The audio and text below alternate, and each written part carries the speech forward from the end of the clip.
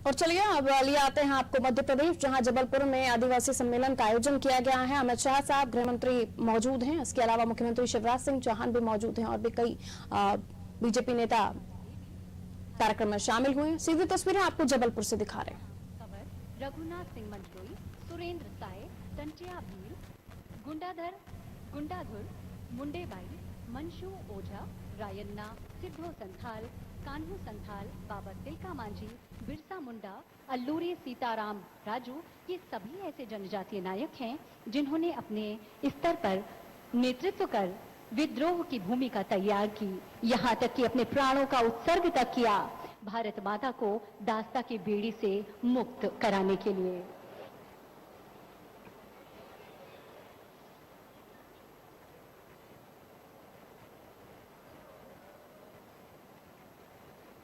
आदरणीय देवियों सज्जनों, अपने प्राणों की आहुति देकर भी अपने राज्य की रक्षा के लिए आखिरी सांस तक आक्रमणकारियों से लड़ने वाली वीरांगना रानी दुर्गावती की शौर्य गाथा भी इस चित्र प्रदर्शनी में सम्मिलित है।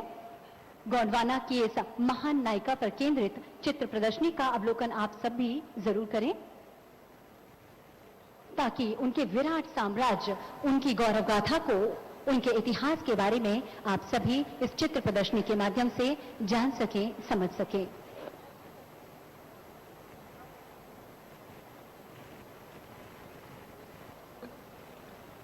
आदरणीय देवी सज्जनों, हम आपको बता दें, केंद्रीय गृह मंत्री माननीय अमित शाह जी, प्रदेश के मुख्यमंत्री माननीय शिवराज सिंह चौहान जी और अब सभी अतिथियों के द्वारा उद्घाटन एवं शुभारंभ किया गया जनजातीय नायकों पर केंद्रित चित्र प्रदर्शनी का।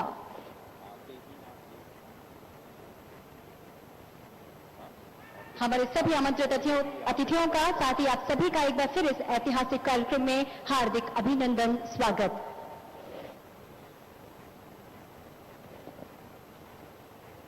आप सभी से अनुरोध है, अपनी सक्रिय सहभागिता एवं जीवंत उपस्थिति का एहसास अपनी करतल ध्वनि से समय समय पर जरूर कराते रहें।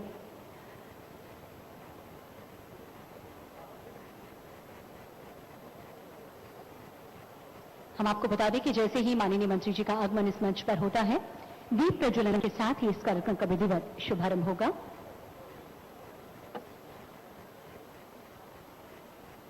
हम सबके बीच केंद्रीय गृह मंत्री माननीय अमित शाह जी, प्रदेश के मुख्यमंत्री माननीय शिवराज सिंह चौहान जी और अन्य सभी आमंत्रित अतिथि आ चुके हैं और सभी अवलोकन कर रहे हैं जनजातीय नायकों पर केंद्रित चित्र प्रदर्शनी का।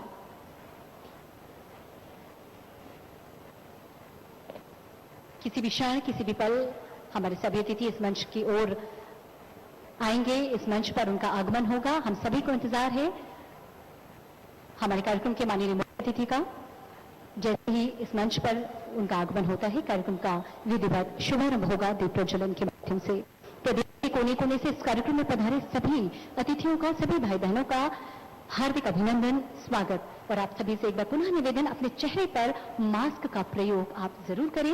अपने साथी मित्र के साथ परस्पर दूरी भी आप बनाकर रखें और कोरोना के लिए शासन प्रशासन द्वारा निर्धारित सभी गाइडलाइंस का आप दृढ़ता से पालन करें, ताकि आप अपनी और अपने पड़ोसी मित्र की सुरक्षा का ख्याल रख सकें।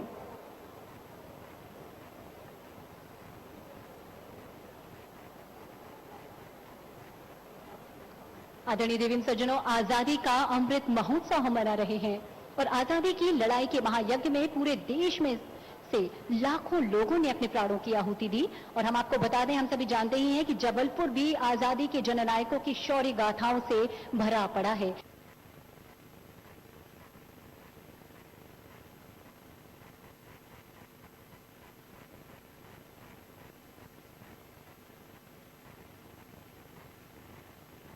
अनेक ऐसे जनजातीय महानायक हैं, अनेक ऐसी वीरांगनाएं यहाँ जबलपुर में हुई हैं जिन्होंने हुंकार भरी थी स्वतंत्रता आंदोलन में, जिन्होंने हुंकार भरी थी देश को आजाद कराने की प्रतिज्ञा उन्होंने ली थी।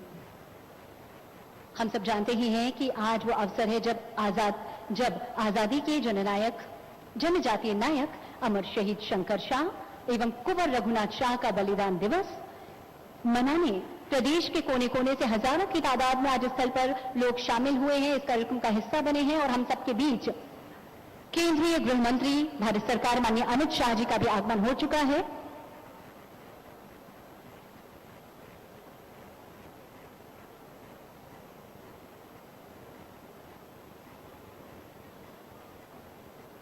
जननायकों पर आधारित चित्र प्रदर्शनी का शुभारंभ माननीय केंद्रीय गृह मंत्री अमित शाह जी के द्वारा किया गया और अब सभी अतिथि उस चित्र प्रदर्शनी का अवलोकन कर रहे हैं। आप सभी से भी हमारा निवेदन है कि आज उस चित्र प्रदर्शनी का अवलोकन आप जरूर करें ताकि आप भी उन वीर योद्धाओं के शौर्य गाथाओं से रूबरू हो सकें, उन्हें जान सकें, उन्हें समझ सकें।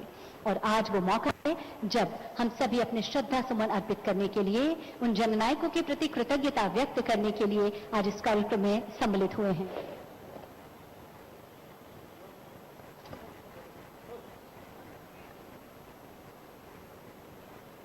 जिस घड़ी का हम सभी को इंतजार था वो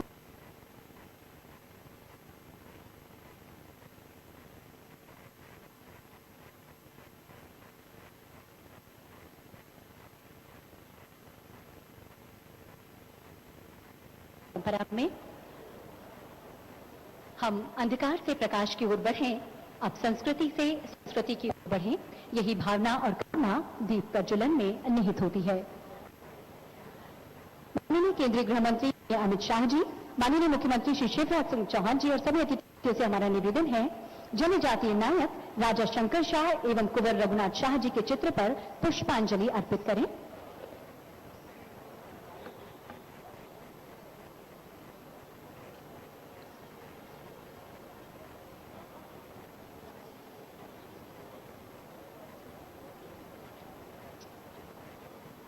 पुष्पांजलि अर्पित की जा रही है सम्मानीय मंच के द्वारा, हमारे सभी अतिथियों के द्वारा जनजातीय नायकों में के स्वागत में, सम्मान में। और आज वो बेला है, आज वो अवसर है जब हम भी पुण्य स्मरण करें अपने उन सभी जननायकों का।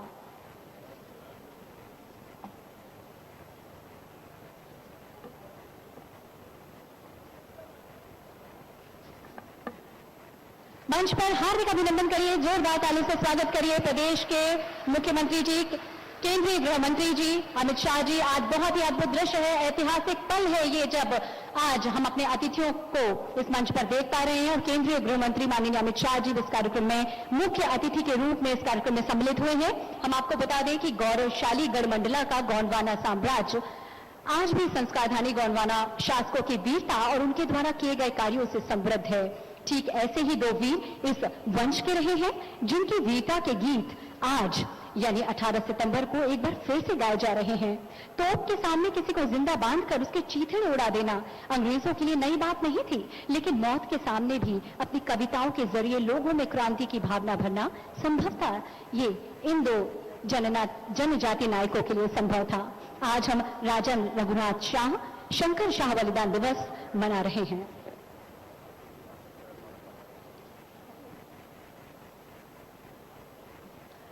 कार्यक्रम की शुरुआत में स्वागत भाषण के लिए सर्वप्रथम मैं आग्रह करती हूं जबलपुर के माननीय सांसद श्री राकेश सिंह जी से। स्वागत भाषण प्रस्तुत करेंगे माननीय सांसद राकेश सिंह जी।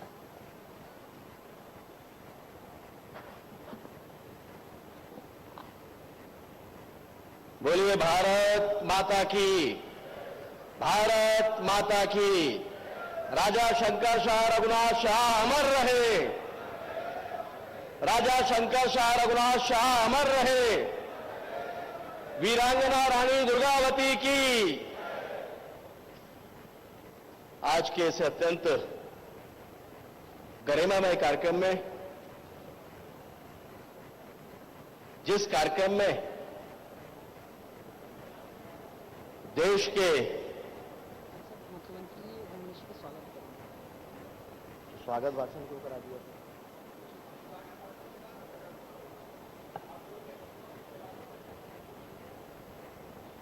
देश के माननीय गृह मंत्री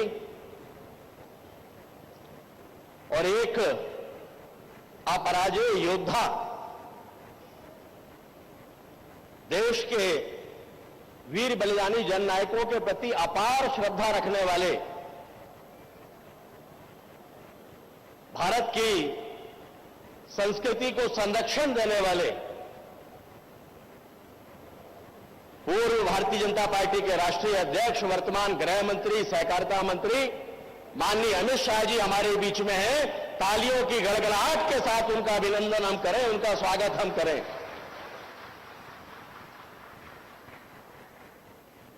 मध्य प्रदेश के यशस्वी मुख्यमंत्री जो पूरी संवेदनशीलता के साथ राज्य के हर वर्ग के लोगों की चिंता करते हैं, ऐसे मुख्यमंत्री माननीय शिवराज सिंह चौहान जी भी मंच पर हैं। मैं चाहूंगा तालियों के साथ उनका भी अभिनंदन और स्वागत हम करें।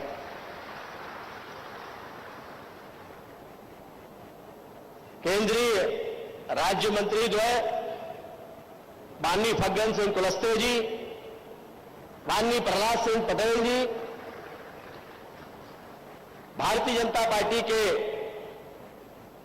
प्रदेश अध्यक्ष और खजुराहो से सांसद माननीय विष्णुदत्त शर्मा जी, मंचासीन नरोत्तम जी, हमारे मध्य प्रदेश शासन में कैबिनेट मंत्री माननीय श्री विजय शाह जी, माननीय बिसाहूलाल सिंह जी, माननीय सुश्री मीना सिंह जी, माननीय अरविंद भदौरिया जी और जबलपुर के प्रभारी मंत्री माननीय गोपाल भार्गव जी, राष्ट्रीय सचिव भारतीय जनता पार्टी श्री ओम प्रकाश धुर्वे जी, माननीय सांसद श्रीमती संपतिया जी, श्रीमती हिमाद्री जी, विधायक माननीय नंदिनी जी, श्री देवी सिंह सहियाम जी, श्री कल सिंह भामर जी, मंचासीन सभी सम्मानीय जन और सामने बैठे हुए हमारे सभी भाई और बहनों, हृदय की गहराइयों से आज के इस पवित्र दिन आप सबका अभिनंदन करता हूं, आप सबका स्वागत करता हूं। आज अत्यंत महत्वपूर्ण दिन है।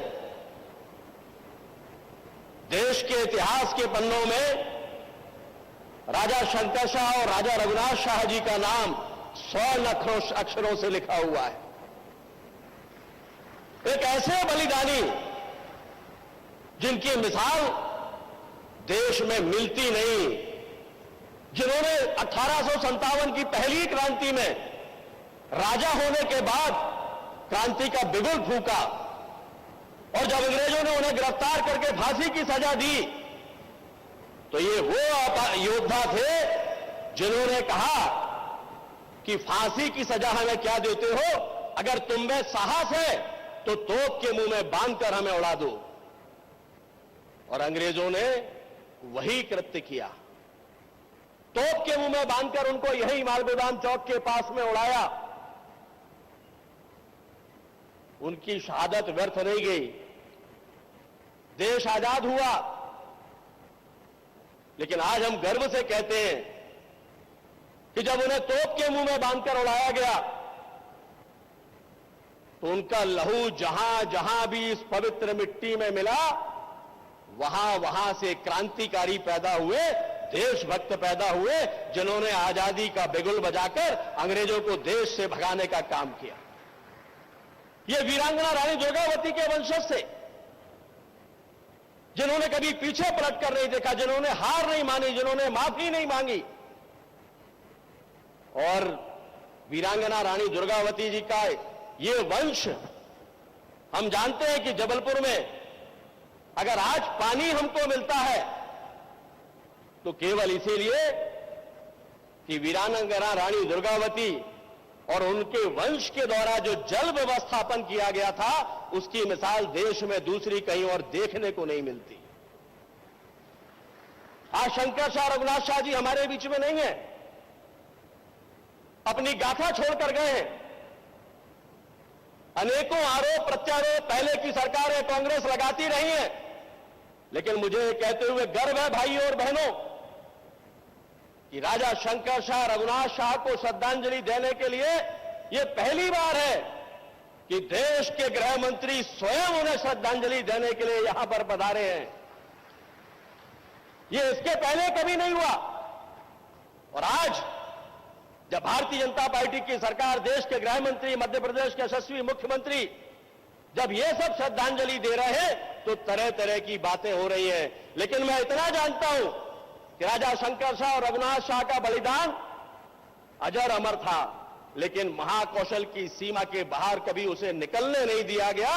और आज जब हमारे नेता देश के गृह मंत्री आए हैं इस बलिदान के इस कार्यक्रम में श्रद्धांजलि देने के लिए, तो मैं विश्वास से कहता हूं राजा शंकर शाह और रघुनाथ शाह की ये बलिदान गाथा पूरे देश में गूंजेगी, पूरा देश उनको जानेगा। और आज इस कार्यक्रम के अवसर पर हमारे माननीय नेतागण यहां पर हैं, उन्हें हम सब सुनेंगे। तो मैं अपनी ओर से श्रद्धांजलि देते हुए देश के गृह मंत्री के प्रति आभार प्रकट करता हूं कि उन्होंने आकर हम सबका गौरव बढ़ाया है और इस बात के लिए हमें प्रेरित किया है कि राजा शंकर शाह और रघुनाथ शाह की ये बलिदान की गाथा घर घर तक पहुंचाने का हम काम करें, ताकि देश में अनेकों देशभक्त पैदा हो जो ये माने कि देश सबसे ऊपर है, देश के लिए प्राणों का बलिदान भी बहुत छोटी बात होती है। और इसी के साथ मैं अपनी बात यहां पर समाप्त करते हुए आप सबका अभिनंदन करता हूं। बहुत बहुत धन्यवाद। भारत माता की जय। हार्दिक धन्यवाद माननीय सांसद राकेश सिंह जी। निश्चित ही आपके इस प्रेरणास्पद और सारगर्भित उद्बोधन ने हम सबके मन मस्तिष्क में एक नवीन ऊर्जा का संचार किया। हार्दिक धन्यवाद। देवीम सज्जनों, अतिथि सत्कार एक स्वस्थ और अनिवार्य परंपरा है जिसके निर्वाह का हम उपक्रम करने जा रहे हैं। बेशक हमें हमारी संस्कृति, रीति रिवाज और परंपराओं के लिए विश्व में जाना जाता है और अतिथि सत्कार की उसी परंपरा को अब हम निभाएंगे। आज हम सबके लिए गौरव की बात है कि संस्कारधानी जबलपुर में इस बेहद खास आयोजन में मुख्य अतिथि के रूप में केंद्रीय गृह मंत्री माननीय अमित शाह जी उपस्थित हैं। हम चाहेंगे एक बार जोरदार तालियां प्रदेश की जनता की ओर से माननीय केंद्रीय मंत्री अमित शाह जी के लिए। राजनीतिक पंडितों को अपनी राजनीतिक सूझबूझ से हमेशा गलत साबित करने वाले सोशल इंजीनियरिंग के प्रवर्तक माननीय प्रधानमंत्री श्री नरेंद्र मोदी जी के सपनों को साकार करने वाले सशक्त सहयोगी, नए भारत की नींव रखने के लिए कई बड़े एवं कड़े फैसले लेने वाले देश के यशस्वी गृह मंत्री श्री अमित शाह जी का स्वागत करने के लिए अब मैं विनम्रतापूर्वक आग्रह करती हूं प्रदेश के मुखिया माननीय श्री शिवराज सिंह चौहान जी, मुख्यमंत्री मध्य प्रदेश शासन से पौधा भेजकर माननीय गृह मंत्री अमित शाह जी का स्वागत करें। बहुत ही अद्भुत और ऐतिहासिक क्षण है, हम चाहेंगे जोरदार तालियों से स्वागत करें। स्वागत के इस क्रम में अब मैं निवेदन करूंगी माननीय श्री वी डी शर्मा जी, माननीय सांसद एवं प्रदेश अध्यक्ष भाजपा, केंद्रीय गृह एवं सहकारिता मंत्री अमित शाह जी का स्वागत करेंगे। और इसी क्रम में अब मैं निवेदन करूंगी सुश्री मीना मांडविया जी, माननीय मंत्री जनजातीय कार्य एवं अनुसूचित जनजाति विभाग से माननीय केंद्रीय गृह एवं सहकारिता मंत्री भारत सरकार श्री अमित शाह जी का स्वागत करें। हार्दिक धन्यवाद। हम चाहेंगे प्रदेश की जनता की ओर से एक बार आप सभी भी करतल ध्वनि से माननीय मंत्री जी का स्वागत एवं सम्मान करें। बेहद सुंदर दृश्य है। माननीय मुख्यमंत्री मध्य प्रदेश शासन श्री शिवराज सिंह चौहान जी, जी हां, जिनका सपना था प्रदेश को आत्मनिर्भर मध्य प्रदेश की ओर अग्रसर करने का, वे इस अपने सपने को पूरा करने का हर संभव प्रयास भी कर रहे हैं। प्रदेश के बेटा बेटी जिन्हें बड़े प्यार से मामा कहकर पुकारते हैं, प्रदेश के हर एक इंसान के आंखों में सपना सजाने वाले, हर एक चेहरे पर मुस्कान सजाने वाले प्रदेश के माननीय मुख्यमंत्री श्री शिवराज सिंह चौहान जी के स्वागत और सम्मान के लिए मैं निवेदन करती हूं माननीय सांसद जबलपुर श्री राकेश सिंह जी से। माननीय मुख्यमंत्री जी का पौधा भेंटकर स्वागत करेंगे।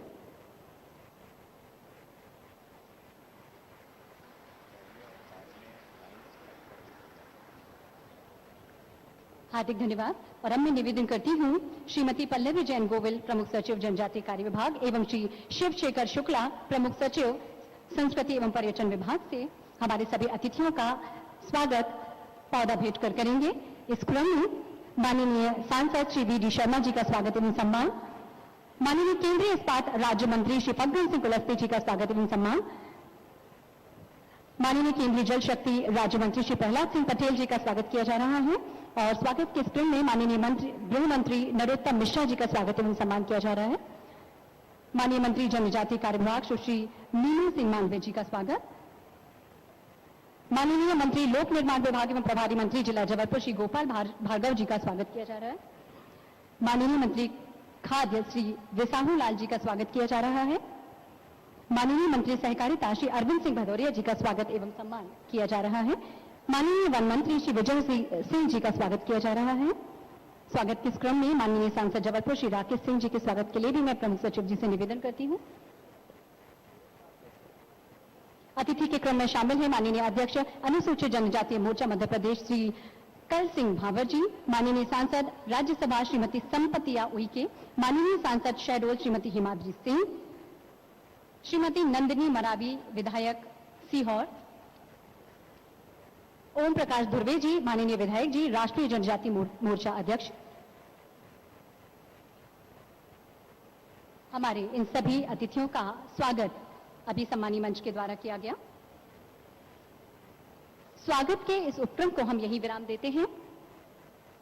एक बार फिर केंद्रीय गृह मंत्री माननीय अमित शाह, मुख्यमंत्री मध्य प्रदेश शासन श्री शिवराज सिंह चौहान जी, सभी मंचासीन अतिथियों और प्रदेश के कोने कोने से पधारे सभी भाई बहन और टेलीविजन पर और अन्य सोशल मीडिया के माध्यम से इस कार्यक्रम को देख रहे आप सभी लोगों का इस अद्भुत ऐतिहासिक अवसर पर हार्दिक अभिनंदन, स्वागत।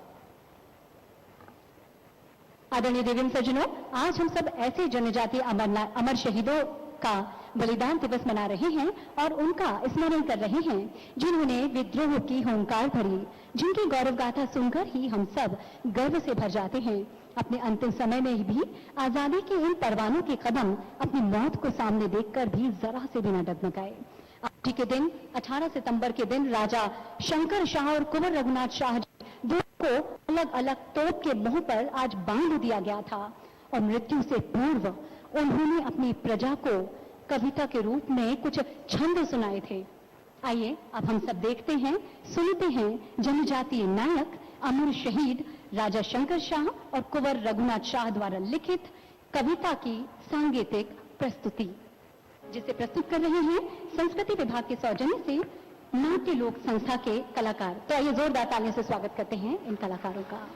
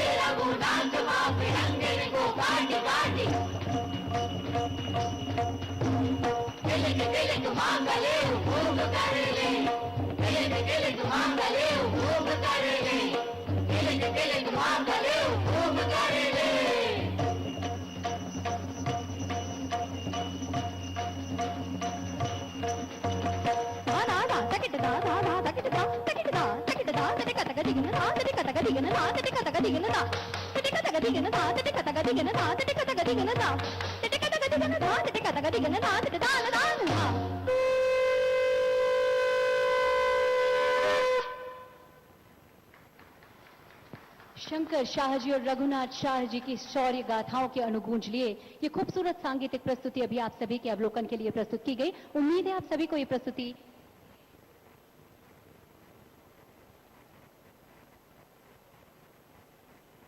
आदरणीय हमारे मुख्य अतिथि केंद्रीय गृह मंत्री जी को, तैयार है तनुज, नीचे रखवा जी, इसके बाद करेंगे, अब ये करवा दें इसके बाद। हार्दिक धन्यवाद सर। आदरणीय दीवन सज्जनों, हम आपको बता दें कि जनजातीय नायकों पर केंद्रित एक एल्बम स्वराज संस्थान संचालनालय संस्कृति विभाग के सौजन्य से तैयार किया गया है। इस एल्बम के विमोचन के लिए अब मैं विनम्रतापूर्वक आग्रह करती हूं केंद्रीय गृह मंत्री श्री अमित शाह जी से जनजातीय नायकों पर केंद्रित इस एल्बम का विमोचन करें। हम सब भी अपना आदर, अपने श्रद्धा सुमन जनजातीय नायकों के प्रति करतल ध्वनि से व्यक्त करेंगे। आइए जोरदार तालियों से स्वागत करें।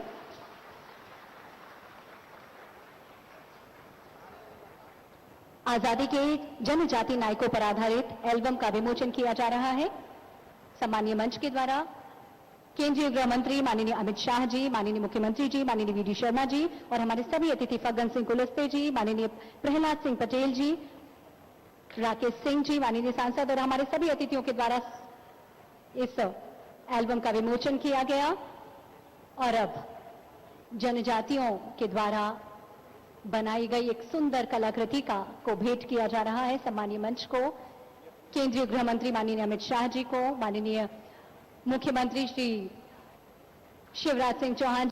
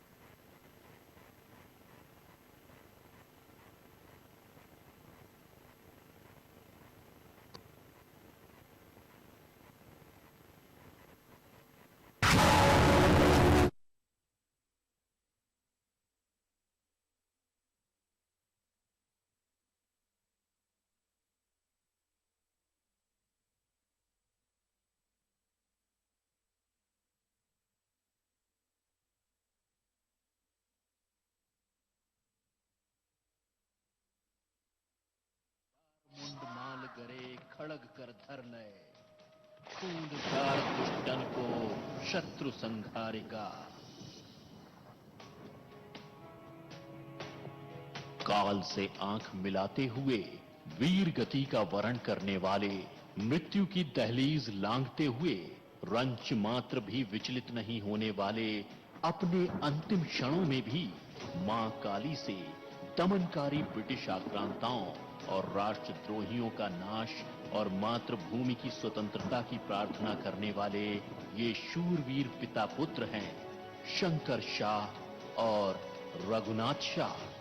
ये महान बलिदानी गोंड राजवंश की परम प्रतापी साम्राज्ञी रानी दुर्गावती के वंशज थे और उसी गढ़ा राज्य के उत्तराधिकारी थे जो 16वीं से 18वीं सदी तक देश के मध्य भाग में फैला हुआ था।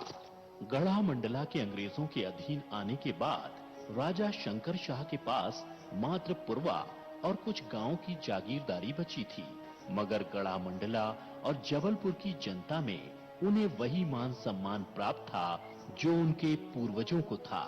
देश के हर राज्य और रियासत पर अवैध रूप से अधिकार करने के लिए अंग्रेज अत्याचारों की पराकाष्ठा पार कर रहे थे। राजा शंकर शाह और कुंवर रघुनाथ शाह इन सभी घटनाओं से बेहद आहत थे।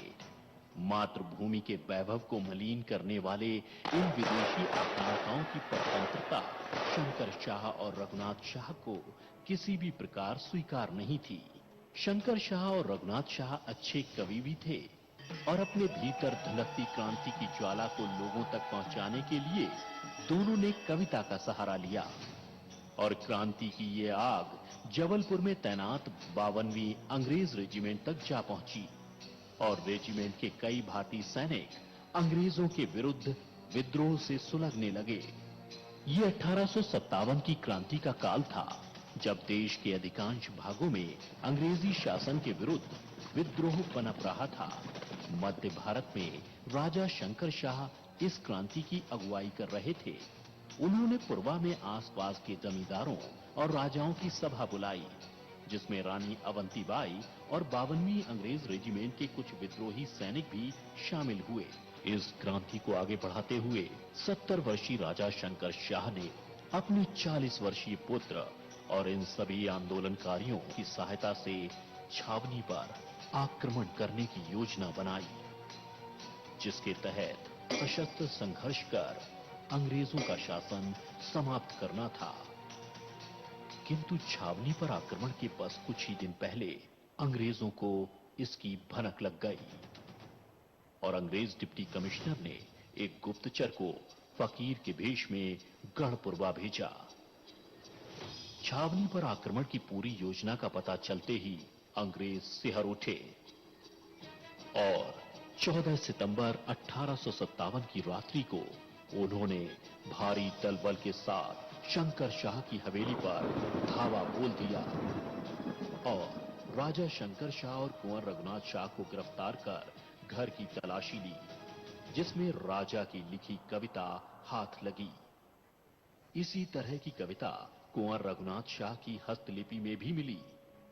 कहते हैं इन कविताओं का अर्थ जानकर अंग्रेज अंदर तक हिल गए।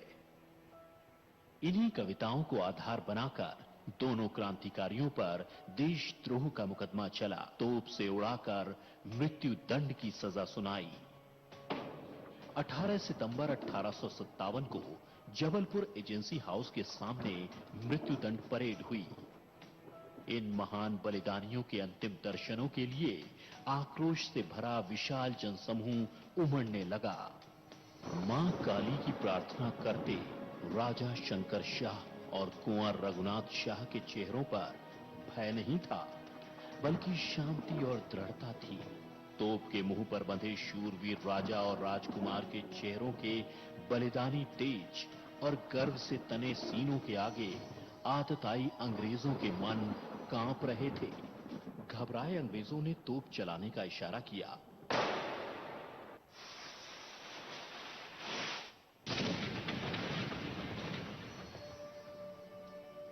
तोप के धमाके के बाद राजा शंकर शाह और कुंवर रघुनाथ शाह के शरीर क्षत विक्षत हो गए। राजा शंकर शाह की पत्नी रानी फूल कुंवरबाई ने दोनों के क्षत विक्षत अंगों को एकत्र कर अंतिम संस्कार करवाया और अंग्रेजी शासन से प्रतिशोध लेने का प्रण किया। इन महान आत्माओं के बलिदान से उपजी विद्रोह की आग 52वीं रेजिमेंट से होते हुए दमोह, नरसिंहपुर, सिवनी और रामगढ़ तक फैल गई। जगह जगह अंग्रेजों के खिलाफ सशस्त्र क्रांति फैलने लगी। मध्य प्रदेश के जबलपुर में जहां क्रांतिकारी वीर राजा शंकर शाह और उनके बेटे रघुनाथ शाह शहीद हुए थे, वहां उनकी प्रतिमाओं के इस स्मारक के आगे अपने आप सिर झुक जाता है और हृदय से स्वतः आवाज आती है, धन्य है ये भारत भूमि जहां ऐसे वीरों ने जन्म लिया। ऐसे वीरों को कोटि कोटि नमन।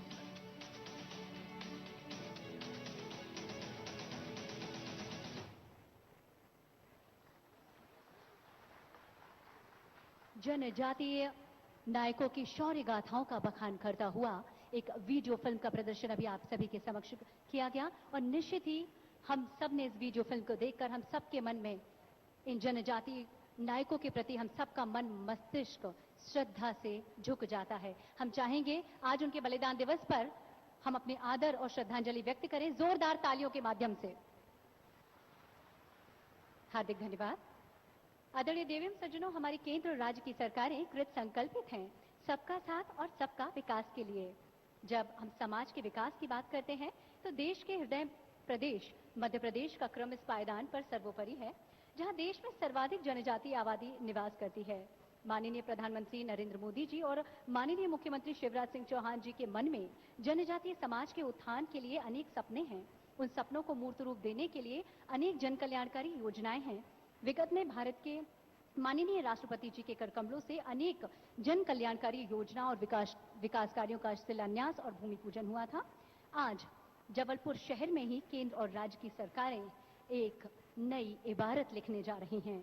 जिस स्थान पर पिता पुत्र राजा शंकर शाह और कुंवर रघुनाथ शाह जी को मृत्यु के पूर्व बंदी बनाकर रखा गया था, उस स्थान पर शंकर शाह जी और रघुनाथ शाह जी का भव्य स्मारक बनना है और उस स्मारक की आज आधारशिला रखी जा रही है और भूमि पूजन किया जा रहा है। मैं आज इस अवसर पर भारत के गृह मंत्री श्री अमित शाह जी से आग्रह करती हूँ, सिंगल क्लिक के माध्यम से जनजातीय नायकों की स्मृति में बनने वाले स्मारक का भूमि पूजन कर आधारशिला रखेंगे। माननीय केंद्रीय गृह मंत्री और सम्मानीय मंच।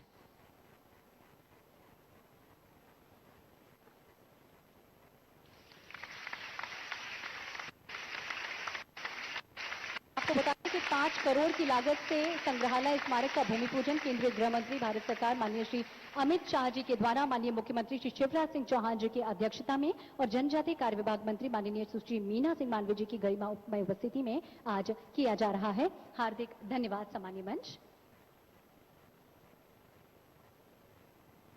निश्चित ही संस्कारधानी जबलपुर के इतिहास में नया अध्याय जुड़ रहा है और इस ऐतिहासिक अवसर के हम और आप सभी साक्षी रहेंगे।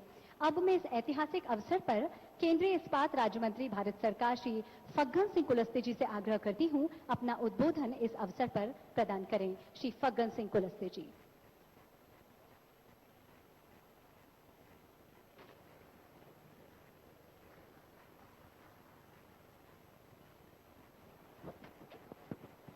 आज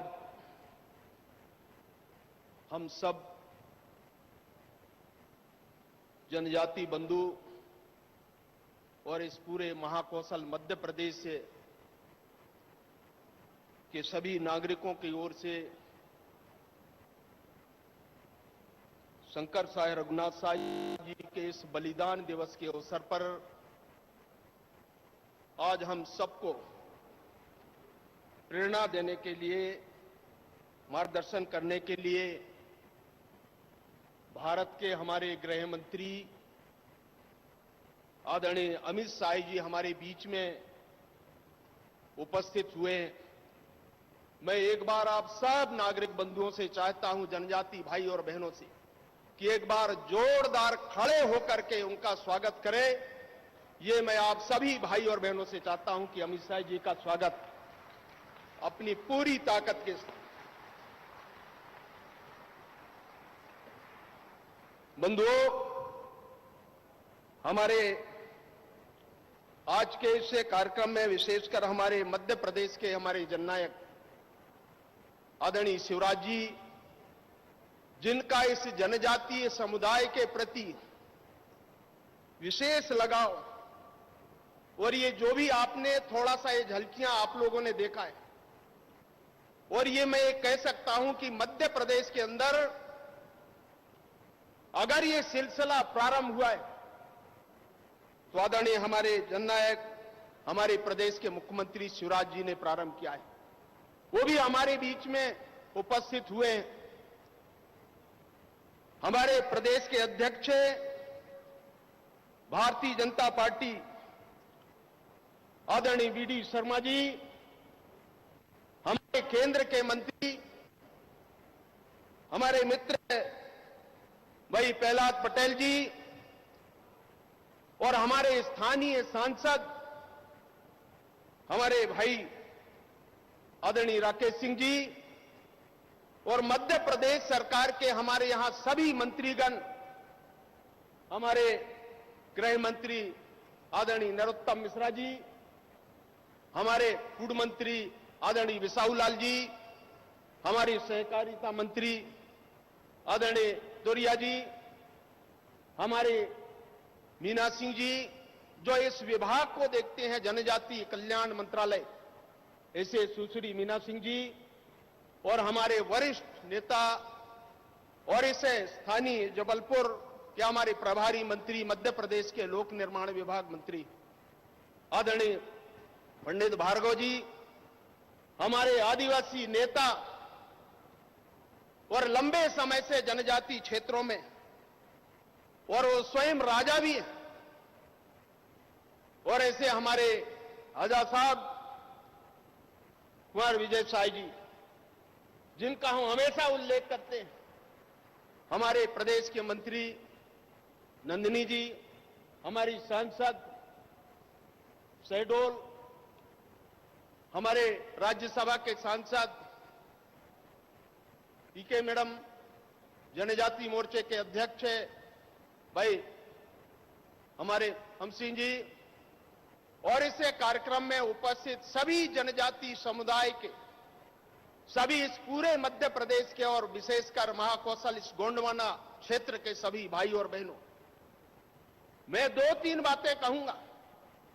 और आज इस प्रकार का ये जो परिदृश्य आप देख रहे हैं कि आज तक शायद इस भारत के इतिहास में, मध्य प्रदेश के इतिहास में, इस गोंडवाना के इतिहास में अगर पहली बार राजा शंकर शाह रघुनाथ शाह के बारे में और उनके इतिहास के बारे में किस प्रकार के अंग्रेजों ने उनके साथ में ये जो कृत्यत्व किया, दुर्व्यवहार किया, उनको तोपों से मारा, आज इतिहास को अगर जीवित करने के लिए एक प्रयोग शुरू हुआ है, तो आज भारत के हमारे गृह मंत्री आदरणीय अमित शाह जी के कर कमलों से आज इसका फाउंडेशन हुआ है। मैंने सारे मित्रों को कहा कि आज जनजातीय समुदाय ऐसे महापुरुषों का इतिहास लिखने का काम प्रारंभ हुआ है। आदरणीय अमित शाह जी, मैं कई ऐसे उल्लेख देश भर के जनजातीय क्षेत्रों के बारे में कह सकता हूं यहां, और भाई और बहनों ने आपने देखा होगा मानगढ़ धाम हमने प्रारंभ किया। आज हमारे भारत के प्रधानमंत्री श्रीमान नरेंद्र मोदी जी ने उस मानगढ़ धाम, जहां पर जनजातियों को, हजारों ऐसे जनजातियों को गोलियों से मारा गया, आज उस स्थान पर स्मारक बनाने का काम भी उस समय गुजरात के मुख्यमंत्री आदरणीय नरेंद्र भाई मोदी जी थे। आज ये जनजातियों का जो समूह आप देख रहे हैं, हमने उस समय वहां प्रारंभ किया, हमारे गृह मंत्री जी को पता है। दूसरा, हमने काम राजस्थान से शुरू किया, एक विशाल स्मारक हमने वहां पर खड़ा किया। आज रानी दुर्गावती का तस्वीर आपने देखा। मैं कह सकता हूं यहां पर हमारे प्रहलाद जी पटेल पिछले दिनों ये जो गोंडवाना साम्राज्य का इतिहास अगर लिखने का काम भी, चाहे वो गोंडवाना की राजधानी मंडला हो, जहां पर शंकर शाह रघुनाथ शाह का जन्म जिस स्थान पर हुआ, आज उस स्मारक बनाने का भी निर्णय हमने आज किया है। वो स्थान भी हमारे आने वाले पीढ़ी को, हमारी संस्कृति को, जनजातियों के इतिहास को परिचित कराने का काम भी हम शुरू करने वाले हैं। और इसलिए मैंने कहा, मंडला से लेकर के ये जो संग्रामपुर है, दमोह के अंदर आप देखेंगे, ये आपका गढ़ मंडला, हमारे यहां पर राजधानी, और उस राजधानी से चलकर जबलपुर संस्कारधानी, आधारताल, यहां पर कुआताल, जितने भी आप ताल आप देख रहे हैं, मदन महल का किला, यह हमारे जनजातीय समुदाय को और उनके सम्मान के लिए स्थापित करने का काम भी आज इस स्थान से प्रारंभ होगा। और इसलिए भाई और बहनों, मैं सभी जनजातीय समुदाय के बंधुओं से अपेक्षा करता हूं, अगर आप देखें भगवान बिरसा मुंडा के बारे में मैं यहां कह सकता हूं, उस स्थान को भी आप जाकर के देखिए। आज भगवान कंट्या मामा भील को आप देखिए, उस स्थान, उसके कर्म भूमि को देखिए। भीमा नायक के स्थान को आप देखिए। रानी दुर्गावती का समाधि स्थल को देखिए, जहां पर उनने मुगलों के साथ में संघर्ष करते करते अंतिम सांस अपने आप को समर्पण करने वाली रानी दुर्गावती का स्थान देखिए। आज भाई साहब ने हमारे गृह मंत्री जी ने रघुनाथ साय शंकर साय का है, जहां पर तीसरे हमने स्थापित किया है। ये भी भारतीय जनता पार्टी की सरकार हमारे लोगों के द्वारा स्थापित किया हुआ स्थान है। और इसलिए जितने भी महापुरुषों के कृतित्व, जन्म स्थल, उनकी कर्म भूमि का अगर उल्लेख मैं कर सकता हूं, तो अगर आज स्मरण हम करें भारतीय जनता पार्टी की सरकार, उसमें बहुत बड़ा योगदान हमारे आदरणीय शिवराज जी का है। कोई स्थान उनने बाकी नहीं किया। और इसलिए मैं कहना चाहता हूं, आपके स्वाभिमान सम्मान को अगर किसी ने बढ़ाने का काम किया है, आपकी संस्कृति परंपरा को स्थापित करने का काम अगर किसी ने किया है, तो भारतीय जनता पार्टी की सरकार और मध्य प्रदेश में आदरणीय शिवराज जी ने प्रारंभ किया। अगर इस इतिहास को आप देखिए, और इसलिए भाई और बहनों, हम आप आपस में बातचीत करते रहते हैं। आज पूरे इस रीजन के अंदर अनेक स्थानों में कार्यक्रम है, अनेक स्थानों में इनके स्मरण में, अनेक स्थानों में मूर्ति स्थापना के भी कार्यक्रम हुए। आज कई ऐसे कार्यक्रम हर समय होते हैं आज के दिन। और इसलिए मैं आपके बीच में ज्यादा कुछ बात नहीं करना चाहता, और इसलिए मैंने कहा 2-3 बातें आपका उल्लेख करना चाहता था। और इसलिए पुनः एक बार आप सब भाई और बहनों के तरफ से, हमारे जनजाति बंधुओं की ओर से, भारत के हमारे गृह मंत्री आदरणीय अमित शाह जी का पुरजोर स्वागत करते हुए मैं अपने शब्दों को विराम देता हूं। जय हिंद, जय भारत।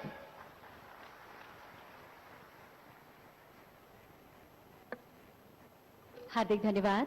केंद्रीय इस्पात राज्य मंत्री श्री फग्गन सिंह कुलस्ते जी, अभी इनका उद्बोधन हम सभी सुन रहे थे। निश्चित ही इनके शब्दों ने मौसम को आक्रांत किया और हम सभी के मन मस्तिष्क में एक नवीन ऊर्जा का संचार किया। हार्दिक धन्यवाद माननीय।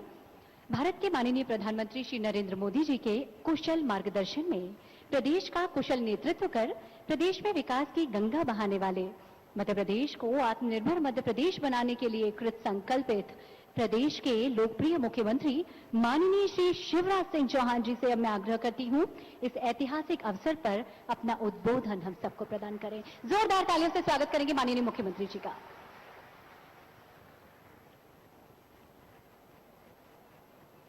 मंच पर विराजमान अमर बलिदानी शंकर सार रघुनाथ शाह जी के बलिदान दिवस पर उनको नमन करने पधारे भारत के गृह मंत्री, जो प्रधानमंत्री श्रीमान नरेंद्र मोदी जी के एक वैभवशाली, गौरवशाली, संपन्न और शक्तिशाली भारत के निर्माण के संकल्प को जमीन पर उतार रहे हैं। और एक ऐसे योद्धा कि असंभव शब्द जिनके शब्दकोश में नहीं है, कश्मीर से धारा 370 हटाने से लेके कितने भी बड़े और कड़े फैसले हुए उसको लागू करने वाले हमारे नेता आदरणीय अमित शाह जी, आप सब एक बार फिर तालियां बजा के उनका अभिनंदन कीजिए, उनका स्वागत कीजिए। हमारे केंद्रीय मंत्री जिनको अभी आप सुन रहे थे, महाकौशल की माटी के लाल आदरणीय फग्गन सिंह कुलस्ते जी, हमारे अपने केंद्रीय मंत्री आदरणीय प्रहलाद सिंह पटेल जी, भारतीय जनता पार्टी के प्रदेश के अध्यक्ष आदरणीय वीडी शर्मा जी, जबलपुर के लोकप्रिय सांसद आदरणीय राकेश सिंह जी, हमारे गृह मंत्री भाई नरोत्तम मिश्रा जी, वन मंत्री श्री विजय शाह जी, खाद्य मंत्री बेसाहूलाल जी, इस विभाग की मंत्री जो इस कार्यक्रम को कर रहा है बहन सुश्री मीना सिंह मांडवे जी, सहकारिता मंत्री भाई अरविंद भदौरिया जी, हमारे राष्ट्रीय सचिव भारतीय जनता पार्टी आदरणीय ओम प्रकाश ध्रुवे जी, हमारे सांसद साथीगण बहन श्रीमती संपतिया उइके जी, बेटी श्रीमती हिमाद्री सिंह जी, बहन श्रीमती नंदिनी मरावी जी, और हमारे अनुसूचित जनजाति मोर्चे के अध्यक्ष कल सिंह भावर जी, इस कार्यक्रम में यहां उपस्थित प्रदेश के चुने हुए हमारे ऐसे सभी विधायक, सांसद और जनजातीय नेता जो एक बड़े समूह का प्रतिनिधित्व करते हैं। प्रिय बहनों, भाइयों, मीडिया के मित्रों, सबसे पहले हम अमर क्रांतिकारी, अमर बलिदानी, जिनके बारे में अभी हमने लघु फिल्म भी देखी, उन शंकर शाह और रघुनाथ शाह जी के चरणों में अपनी ओर से और प्रदेश की 8.5 करोड़ जनता की ओर से शीश झुका के प्रणाम करता हूं, शीश झुका के नमन करता हूं। आप सभी को भी राम राम, जय सेवा, जय मां रानी दुर्गावती, जय राजा शंकर शाह, कुंवर रघुनाथ शाह और उसके साथ साथ टंट्या मामा की भी जय और बिरसा भगवान की भी जय। अभी हमने यहां प्रस्तुति बेटियों की देखी, वो उस कविता को जो शंकर शाह जी ने लिखी थी अंग्रेजों के खिलाफ विद्रोह भड़काने के लिए, मूंद मुख डंडन को चुरालो को चबाई खाई, कूद दौड़ दुष्टन को शत्रु संहारिका, मार अंग्रेज रेज कर दई मात चंडी, बच्चे नाही बैरी बाल बच्चे संहारिका, शंकर की रक्षा कर दास प्रतिपाल कर, बिनती हमारी सुनो ऐ माता पालिका, खाई ले मलच्छन को झेल नहीं करो अब, भच्छन तच्छन करो बैरन को कालिका। इस कविता से शंकर शाह जी ने भी और रघुनाथ शाह जी ने भी अंग्रेजों के खिलाफ विद्रोह पूरे आसपास के क्षेत्र में भड़काने का काम किया था। यह अलग बात है कि हमने लघु फिल्म में देखा समय से पूर्व, क्योंकि आक्रमण का जो दिन था वो तय हुआ था, मुहर्रम के दिन उस दिन भीड़ भाड़ रहती थी, लेकिन कुछ ही गद्दार के कारण अंग्रेजों को पता चल गया, समय के पूर्व योजना का खुलासा हुआ, वो पकड़े गए और अंत में जब उनसे अंतिम इच्छा पूछी, प्राण दंड दिया तो, मृत्यु दंड दिया तो उन्होंने कहा वही कविता एक बार हम फिर दोहराना चाहते हैं। तोप के मुंह से बांध के वो उड़ा दिए गए, लेकिन माथे पर सिकड़ नहीं आई। अपनी मातृभूमि के लिए, अपने धर्म के लिए, अपने राज्य के लिए और भारत माता की पैरों से परतंत्रता की बेड़ियां काटने के लिए उन्हें अपना सर्वस्व न्योछावर कर दिया, सब कुछ बलिदान कर दिया है। ऐसे अमर शहीदों के चरणों में बारंबार प्रणाम। और ये एक जनजातीय नायक नहीं है। कांग्रेस ने आजादी के बाद, कांग्रेस की सरकारों ने जब हमें आजादी का इतिहास पढ़ाया तो केवल कुछ लोगों का नाम बताया, लेकिन वो भूल गए राजा शंकर शाह को, रघुनाथ शाह को, भीमा नायक को, खज्जा नायक को, टंट्या मामा को, बिरसा भगवान को। आज उनको प्रणाम करने का अवसर है। पूजे न गए शहीद, पूजे न गए शहीद तो फिर ये, पूजे न गए शहीद तो फिर ये मंत्र कौन अपनाएगा? तोपों के मुंह से कौन अकड़ छातियां अपनी अड़ाएगा? चूमेगा फंदे कौन, चूमेगा फंदे कौन, गोलियां कौन बक्स पे खाएगा? अपने हाथों अपने मस्तक फिर आगे कौन बढ़ाएगा? पूजे न गए शहीद तो फिर ये बीज कहां से आएगा? धरती को मां कहकर माटी माथे से कौन लगाएगा? इसलिए आज उन वीरों की पूजा करने हम आए हैं। मैं अमर शहीदों का चारण उनके यश गाया करता हूं। जो कर्ज राष्ट्र ने खाया है मैं उसे चुकाया करता हूं। सब कुछ तो बलिदान कर दिया। और मुझे प्रसन्नता है कि आदरणीय अमित शाह जी पहले भी आए थे, एक बार 11-12 दिन रुके थे, 6 दिन रुके थे और पूरा अध्ययन करके गए थे। रघुनाथ शाह जी पे, शंकर शाह जी पे वो कविता पूरी उनने ढूंढवाई, पढ़ी, पूरी जानकारी उनने ली। और आज इस ऐतिहासिक अवसर पर राजा शंकर शाह, बलिदानी राजा शंकर शाह और रघुनाथ शाह जी के स्मारक का भूमि पूजन उन्होंने किया है। एक भव्य स्मारक बनेगा जिसमें उनके व्यक्तित्व और कृतित्व को उकेरा जाएगा। और हर साल कार्यक्रम का आयोजन होगा। हर साल हम हर साल उनके बलिदान दिवस को मनाएंगे और उनसे प्रेरणा प्राप्त करेंगे। शहीदों की चिताओं पर लगेंगे हर वर्ष मेले, वतन पर मरने वालों का यही बाकी निशा होगा। आज कांग्रेस बात करती है जनजाति की, लेकिन मुझे कहते हुए गर्व है। और आज मैं बताना भी चाहता हूं कि सचमुच में जनजातियों के कल्याण के काम अगर किसी ने किए हैं तो वो केवल भारतीय जनता पार्टी की सरकारों ने किए हैं। केंद्र में जब माननीय अटल बिहारी वाजपेयी जी भारत के प्रधानमंत्री बने तो अलग से पहली बार हिंदुस्तान में जनजाति कल्याण मंत्रालय का गठन किया। कांग्रेस ने कभी नहीं किया। सबसे पहले जनजाति आयोग का गठन अगर किया तो अटल जी के द्वारा किया। न्यूनतम समर्थन मूल्य पर वनोत्पादों की खरीदी के लिए अगर कोई फैसला लिया तो हमारे प्रिय प्रधानमंत्री श्रीमान नरेंद्र मोदी जी ने लिया। वन बंधु कल्याण योजना, बंधन केंद्र, ड्राई फ्रूट पार्क का निर्माण, स्टैंड अप इंडिया के माध्यम से 10 लाख से लेकर 1 करोड़ रुपए तक की सहायता राशि, एक नहीं स्वास्थ्य पोर्टल बना के जनजातियों के स्वास्थ्य प्रबंधन हेतु प्लेटफॉर्म उपलब्ध कराने का काम, एक नहीं अनेकों काम हमारे यशस्वी प्रधानमंत्री श्रीमान नरेंद्र मोदी जी ने जनजाति के बहनों और भाइयों को लिए हैं। और वनाधिकार का पट्टा भी देने का फैसला हुआ था तो वो भी भारतीय जनता पार्टी की सरकार ने किया। मुझे कहते हुए गर्व है, मैं बहुत विस्तार में नहीं जाना चाहता कि मध्य प्रदेश में भी 15-16 साल में भारतीय जनता पार्टी की सरकारों ने चाहे जनजाति क्षेत्रों में सड़कों के निर्माण का सवाल हो, पीने के पानी की व्यवस्था हो, बिजली का इंतजाम हो, आश्रम शालाएं खोलना हो, छात्रावास खोलना हो, हाई स्कूल खोलना हो, हायर सेकेंडरी स्कूल खोलना हो, अगर चारों तरफ इनका जाल बिछाया तो भारतीय जनता पार्टी की सरकार ने बिछाया।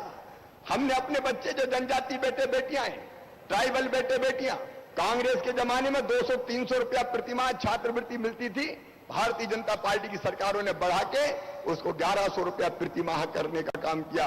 बेटियों के लिए और भी ज्यादा देने का काम किया। एक ने अनेकों कल्याणकारी योजनाएं, उनके बहुत विस्तार से वर्णन में मैं नहीं जाता, लेकिन आज कांग्रेस जनजाति के नाम पर घड़ियाली आंसू बहाने का काम कर रही है। 15 महीने इनकी सरकार रही, एक काम कभी कांग्रेस की सरकार ने जनजातियों के हित में नहीं किया, उनके कल्याण के लिए नहीं किया। जबकि भारतीय जनता पार्टी की सरकार है, मुझे कहते हुए गर्व है, किसी मध्य प्रदेश की धरती पर हमने फैसला किया आश्रमशाला और छात्रावास के साथ साथ अगर कोई हमारा आदिवासी बेटा बेटी, हमारा ट्राइबल बेटा बेटी छात्रावास में प्रवेश नहीं मिलता और किराए से कमरा लेकर पढ़ेगा तो कमरे का किराया भी माता पिता नहीं भरवाएंगे, प्रदेश की सरकार भरवाने का काम करेगी। यह भारतीय जनता पार्टी की सरकार ने फैसला किया। हमने फैसला किया कि प्राइवेट मेडिकल कॉलेज और इंजीनियरिंग कॉलेज में भी अगर जनजाति बेटा बेटियों का एडमिशन होगा तो उनकी फीस भी उनके मम्मी पापा नहीं भरवाएंगे, प्रदेश की भारतीय जनता पार्टी की सरकार भरवाएगी। मुझे कहते हुए भी गर्व है कि विदेश में भी अगर कोई ट्राइबल बेटा बेटी किसी प्रतिष्ठित यूनिवर्सिटी में एडमिशन हुआ तो हमने फैसला किया कि उसकी भी 15-20 लाख रुपया साल की फीस भी होगी तो वो प्रदेश की भारतीय जनता पार्टी की सरकार भरवाएगी। नीट की परीक्षाओं में ट्रेनिंग और प्रशिक्षण देके सिलेक्शन का प्रयास किया। जेईई मेंस की परीक्षा में हमारे ट्राइबल बेटे बेटी भी चुने जाएं, उसके लिए अलग से ट्रेनिंग और प्रशिक्षण दी।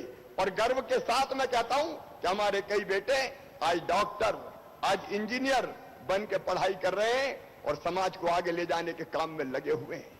आज जब मैं अमर बलिदानी रघुनाथ शाह और शंकर शाह जी के बलिदान दिवस पर आपके बीच आया हूं तो मुझे ये कहते हुए प्रसन्नता है कि कई फैसले जो माननीय प्रधानमंत्री जी ने, हमारी केंद्र सरकार ने जनजाति भाई बहनों के लिए पहले लिए, उनको और आगे बढ़ाने का काम कर रहे हैं। विस्तार से हम सुनेंगे हमारे नेता आदरणीय अमित शाह जी को। लेकिन मेरे बहनों और भाइयों, हमने कुछ फैसले आज बलिदान दिवस के अवसर पर किए। एक तो हमने सबसे पहले यह तय किया कि मध्य प्रदेश में हर साल 15 नवंबर को बिरसा भगवान के जन्मदिन पर 15 नवंबर को जनजातीय गौरव दिवस मनाया जाएगा, पूरे धूमधाम के साथ, पूरे सम्मान के साथ। देखिए, हमारे प्रधानमंत्री जी कहते हैं सबका साथ, सबका विकास और सबका विश्वास, सामाजिक न्याय, लेकिन सामाजिक समरसता को ध्यान में रखते हुए एकता के सूत्र भी ना टूटे। और इसलिए मूल निवासी दिवस जैसी कल्पना यह विदेशी कल्पना है, यह हमारी संस्कृति से मेल नहीं खाती। हम तो जनजाति गौरव दिवस को पूरे धूमधाम से मनाएंगे। और जनजाति गौरव दिवस के पहले हम लोगों ने फैसला किया कि आज 18 सितंबर को इस बलिदान दिवस के अवसर पर हम कुछ ऐसे फैसला करें जो जनजातीय संस्कृति के विकास के लिए, परंपराओं को आगे बढ़ाने के लिए और उनके आर्थिक और सामाजिक उन्नयन के लिए मील का पत्थर साबित हो। ऐसे कुछ फैसले हमने किए हैं और इसलिए मेरे बहनों और भाइयों, हमने तय किया है कि हम 1 नवंबर मध्य प्रदेश दिवस है, 1 नवंबर से सभी 79 जनजाति बाहुल्य विकास खंडों में हमारे जनजाति बहनों और भाइयों को राशन की वितरण की व्यवस्था राशन की दुकान पे दूसरे गांव से नहीं करेंगे, हर गांव में हर घर राशन पहुंचा के करेंगे। ताकि मैं जानता हूं कई बार काम छोड़ के राशन की दुकान अगर दूर है तो दूर राशन लेने जाना पड़ता है, एक दिन खराब होता है, कई बार आने जाने में लग जाता है और इसलिए घर घर राशन ये 89 विकास खंडों में अभियान चलाया जाएगा। बोलिए ठीक है ना? अरे ठीक है ना? और राशन वितरण के लिए जो गाड़ियां लगेंगी वो गाड़ी भी कोई जनजाति बेटा की होगी, बेटी की होगी, उसको भी फाइनेंस कराएंगे और बैंक को भी गारंटी मामा देगा, भारतीय जनता पार्टी की सरकार देगी, ताकि हमारे कई बच्चों को सीधे रोजगार मिल सके, काम मिल सके। इस दिशा में हम लोग कदम उठाएंगे और हमने तो किराया विराया भी फिक्स कर दिया, एक गाड़ी का 26,000 रुपया महीना, ताकि किस्त निकाल के भी पैसे बच जाए और वे ईमानदारी से राशन पहुंचाने का काम कर सके। बहनों और भाइयों, कांग्रेस ने केवल नाटक किया, लेकिन आज हमारे नेता, हमारे केंद्रीय गृह मंत्री जी, जिनके नेतृत्व में जन कल्याण के अनेकों काम भारत सरकार के माध्यम से संपन्न हो रहे हैं, आज उनके समक्ष आपके सामने हम ये फैसला कर रहे हैं कि सामुदायिक वन प्रबंधन के अधिकार जनजातीय भाइयों और बहनों को दिए जाएंगे। सामुदायिक वन प्रबंधन के अधिकार हमारे जंगलों में रहने वाले, वनों के आसपास रहने वाले हमारे सारे भाइयों और बहनों को वनोपज से रोजी रोटी उनकी चले, आजीविका मिले। हमने ये फैसला किया है और हम ये भी फैसला कर रहे हैं, अभी पायलट प्रोजेक्ट के रूप में तेंदू पत्ते को बेचने का काम भी अब हमारी वन समिति और ग्राम सभाओं को हम देने का काम का प्रारंभ करेंगे, ताकि वनोपज पर वास्तव में जनजातीय और भाई बहनों को, ट्राइबल भाई बहनों को रोजगार मिल सके। एक देवारण्य योजना हमने बनाई है, हमारे जंगलों में अनेकों प्रकार की औषधियां हैं, औषधियों की खेती भी हमारे आदिवासी भाई और बहन करते हैं और इसलिए जो कच्चा माल है, प्रधानमंत्री श्रीमान नरेंद्र मोदी जी ने यह फैसला किया कि वनोपज को भी न्यूनतम समर्थन मूल्य पर खरीदा जाएगा। छिंदवाड़ा के भाई और बहन अच्छी तरह जानते हैं, जब मैं पातालकोट गया था तो वहां अचार की चिरौंजी होती है, 2, 4, 5 रुपए किलो बिकती थी। तब हमने फैसला किया था कि मिनिमम सपोर्ट प्राइस पे इसको 100 रुपया किलो से कम में नहीं बिकने देंगे। हमने 100 रुपया तय किया, वो 100 रुपए किलो से ज्यादा बिकने लगी।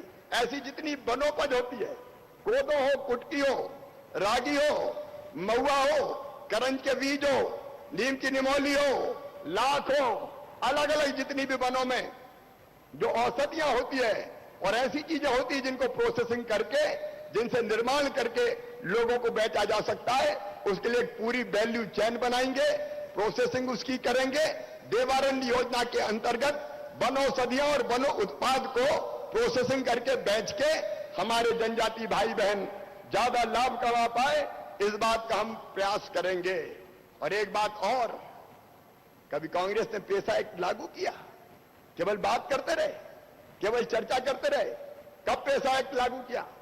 कब 5th शेड्यूल 5वीं अनुसूची पर अमल किया? आज मैं हमारे नेता माननीय अमित शाह जी पधारे, भारतीय जनता पार्टी की मध्य प्रदेश की सरकार एक ऐतिहासिक फैसला कर रही है। पेशा एक्ट चरणबद्ध तरीके से मध्य प्रदेश की धरती पर लागू किया जाएगा जनजाति भाई और बहनों के लिए। और उसमें जो बाकी जातियों के भी निवासी हैं, उनके अधिकारों को संरक्षित रखते हुए उनको कोई नुकसान नहीं होगा, लेकिन उनके हितों की रक्षा करते हुए पेशा एक्ट को चरणबद्ध तरीके से हम मध्य प्रदेश में लागू करेंगे। पेशा एक्ट ग्राम सभा को सामुदायिक संसाधनों की सुरक्षा और संरक्षण का अधिकार देती है। वन भी सामुदायिक संसाधन है, इस कारण पेशा एक्ट वनों की सुरक्षा और संरक्षण का भी अधिकार ग्राम सभा को देता है। और इसलिए हम अमली जामा इसको पहनाने के लिए सामुदायिक वन प्रबंधन समितियों के गठन की जिम्मेदारी ग्राम सभा को देने की शुरुआत करेंगे। ग्राम सभाओं को यह अधिकार जाएंगे।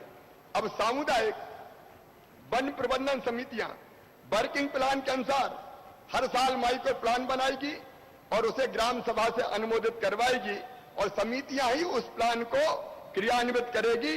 वन विभाग का अमला विजय साह जी समितियों को केवल मदद करेगा, बाकी काम समितियां करेगी और समिति को ग्राम सभा के सामने कामों का लेखा जोखा देना पड़ेगा।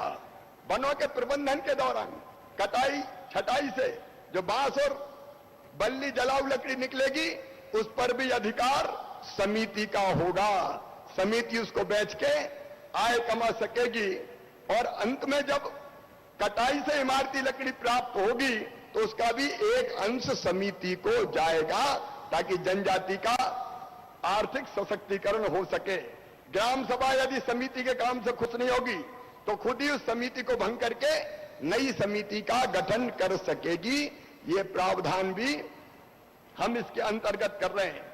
वन प्रबंधन के अधिकारों के साथ साथ हमने तय किया है कि हम ग्राम स्वराज का सर्वोत्तम उदाहरण पेश करें।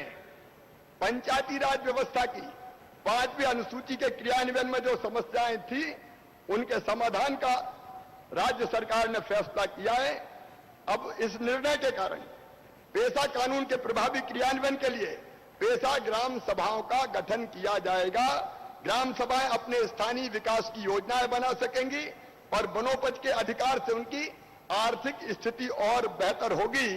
और जैसा मैंने कहा कि गैर जनजाति भाई और बहनों के अधिकारों को भी पूरी तरह से संरक्षित रखा जाएगा। किसी को परेशानी होने की जरूरत नहीं है। वर्ग संघर्ष नहीं, वर्ग समन्वय, सामाजिक समरसता इसका मूल मंत्र होगा। मेरे प्रिय बहनों और भाइयों, हमने यह भी तय किया कई जगह ऊंची ब्याज की दरों के कारण गरीब जनजाति भाई बहन का शोषण होता है और इसलिए हमने मध्य प्रदेश अनुसूचित जनजाति साहूकार विनियम 1972 को अब और प्रभावी बनाया है और उसमें संशोधन करके जनजाति क्षेत्र में साहूकारी का धंधा करने वालों के पंजीयन शुल्क में वृद्धि के साथ ब्याज की दरों को भी नियंत्रित कर दिया है। जो तय दरें हैं उससे ऊपर अगर कोई ब्याज लेगा तो उसको कड़ा दंड दिया जाएगा। यह फैसला भी सरकार ने किया है। एक बीमारी होती सिकल सेल एनीमिया, उससे बचाने के लिए, क्योंकि इस बीमारी के कारण खून की कमी, शरीर में दर्द, विकृतियां और रोग प्रतिरोधक क्षमता में कमी आती है और ये जनजाति क्षेत्र में अधिक होती है और इसलिए 89 जनजाति विकास खंडों में सिकल सेल बीमारी से निजात पाने के लिए 15 नवंबर से मध्य प्रदेश राज्य सिकल सेल मिशन प्रारंभ किया जाएगा और सिकल सेल की बीमारी का पूरा इलाज निःशुल्क किया जाएगा। इलाज में जितना खर्च आएगा राज्य सरकार उठाएगी। जनजाति क्षेत्रों में शिक्षा के लिए माननीय प्रधानमंत्री जी ने अनेकों प्रावधान किए हैं। व्यवसायिक शिक्षा, रोजगारोन्मुखी शिक्षा, एक नहीं अनेकों प्रावधान है। उन प्रावधानों को अक्षरशः लागू करेंगे। फीस भरवाने से लेके और जनजाति क्षेत्रों में 8वीं और 9वीं से ही हमारे बेटा बेटियों को नीट और जेईई मेंस की परीक्षा की तैयारी करवाना, स्मार्ट क्लास की ऑनलाइन व्यवस्था करना, ये जो प्रधानमंत्री जी का संकल्प है उसको पूरा करने का भी हम लोगों ने फैसला किया है और पाठ्यक्रम को भी आज की आवश्यकताओं के अनुरूप बनाया जाएगा। जनजातीय कौशल विकास की दृष्टि से भी हमने कई फैसले किए हैं। हमारे ऐसे बेटा बेटी जो 8वीं के बाद पढ़ाई नहीं कर पाते और स्कूल छोड़ देते हैं, उनको फिर से कौशल विकास में प्रशिक्षित किया जाएगा, सर्टिफिकेट दिए जाएंगे ताकि वो शिक्षा व स्वरोजगार के माध्यमों से फिर से अपनी रोजी रोटी चला सके। हर पंचायत में कम से कम 4 लोगों को ग्रामीण इंजीनियर के रूप में प्रशिक्षित किया जाएगा ताकि गांव के काम सीख के जनजाति बेटा बेटी और गांव के लोग ही कर सकें। कौशल विकास के साथ साथ एक और फैसला हमने किया है, 1 साल के अंदर बैकलॉग के जितने पद हैं वो सारे के सारे पद भरने के लिए अभियान चलाया जाएगा, ताकि रिक्त पदों पर हम भर्ती कर सकें। और ऐसी भर्तियां जिनमें प्रक्रिया अधूरी रह गई है, उन प्रक्रियाओं को भी हम पूरा करने का काम करेंगे। मछली पालन, मुर्गी पालन, बकरी पालन के लिए भी एक एकीकृत योजना बनाई। हमारी ट्राइबल बहनें इन कामों में बहुत आगे है और कई हमारे जो सेल्फ हेल्प ग्रुप है वो बहुत बेहतर ढंग से इस व्यवसाय को कर रहे हैं और आर्थिक रूप से सशक्त और संपन्न बन रहे हैं। इसको भी एकीकृत रूप से हम करके अनेकों प्रकार की ऋण की, उसकी गारंटी की व्यवस्था लेके इनको आर्थिक रूप से उन्नत बनाने का काम करेंगे। मेरे बहनों और भाइयों, हमने यह भी फैसला किया है, अभी हमने देखा राजा शंकर शाह और रघुनाथ शाह की वीरता, हम अपने बच्चों को पुलिस और फौज में जाने के लिए भी विशेष रूप से ट्रेनिंग देने का काम करेंगे, जिससे हमारे बेटा बेटियां ऐसी प्रतियोगी परीक्षाओं में सफल होकर आर्मी और पुलिस के माध्यम से भी देश की सेवा कर सके। 15 नवंबर को मैंने बताई कि जनजाति गौरव दिवस हम मनाएंगे। आज हम यह भी फैसला कर रहे हैं 18 सितंबर को कि छिंदवाड़ा विश्वविद्यालय का नाम राजा शंकर शाह विश्वविद्यालय किया जाएगा, ताकि उनके नाम को हम अमर कर सकें। आजादी के इस अमृत महोत्सव के अवसर पर जनजाति अधिकारों को गांव-गांव तक हम पहुंचाएंगे।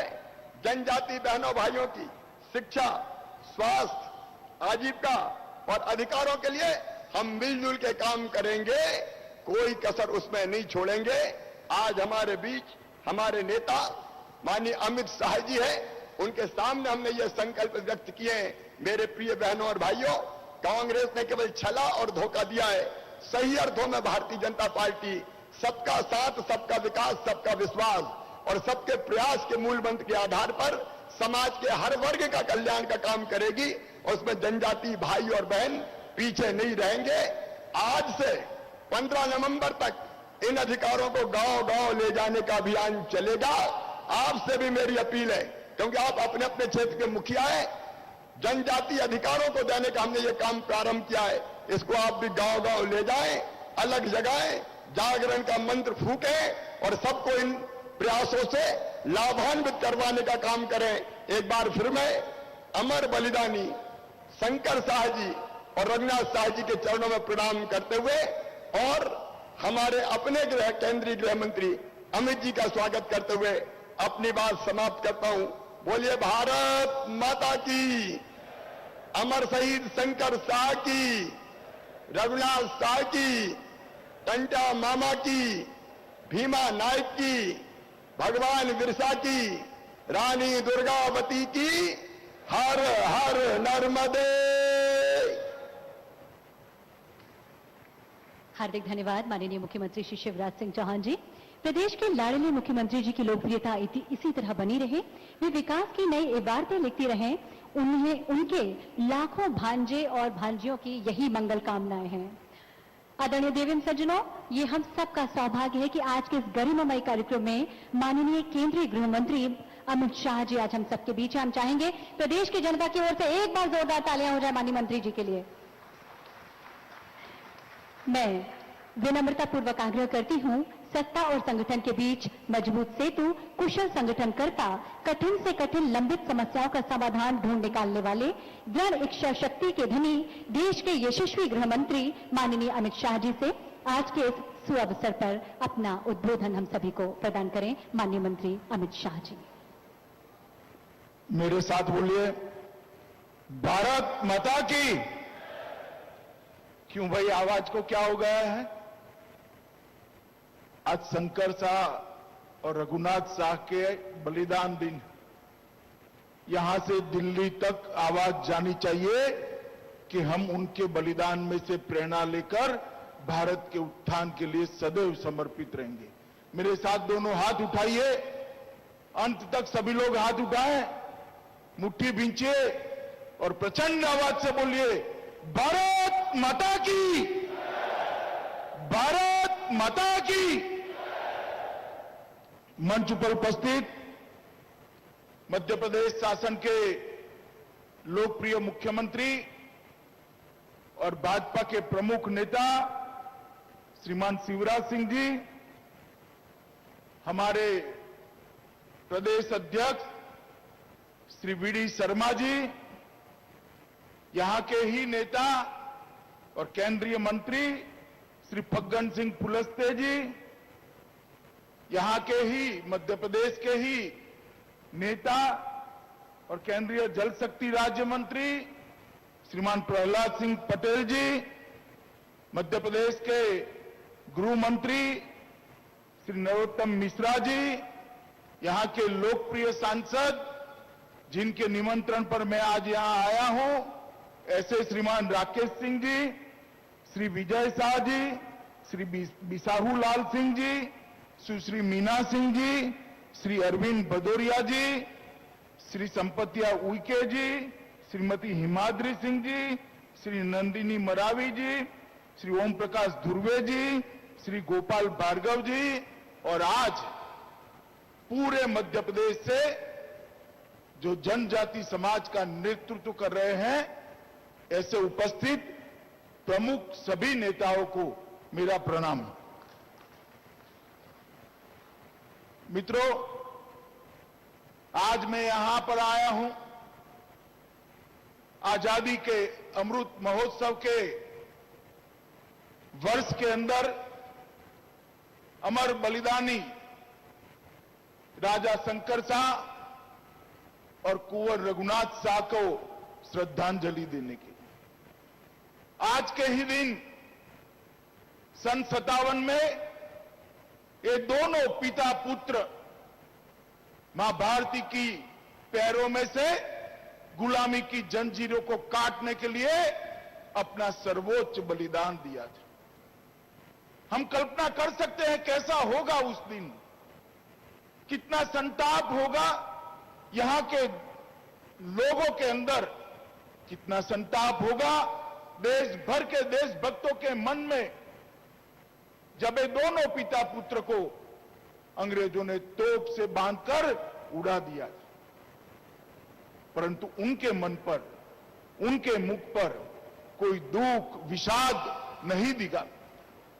मां दुर्गा की स्तुति करते करते अगला जन्म भी इसी भूमि पर मिले और मां भारती की सेवा करते करते फिर से बलिदान होने का मौका मिले, ऐसी प्रार्थना करते करते ये वीर बलिदानी स्वर्ग सिधार गए थे। और इन बलिदानियों के कारण ही आज हम 75 साल से स्वतंत्रता की सांस ले रहे हैं। 1857 से शुरू हुई हमारी आजादी की क्रांति की लड़ाई 1947 15 अगस्त को समाप्त हुई और 15 अगस्त से आज तक 75 साल तक इस देश को अलग अलग समय पर अलग अलग लोगों ने आगे बढ़ाने का काम किया है।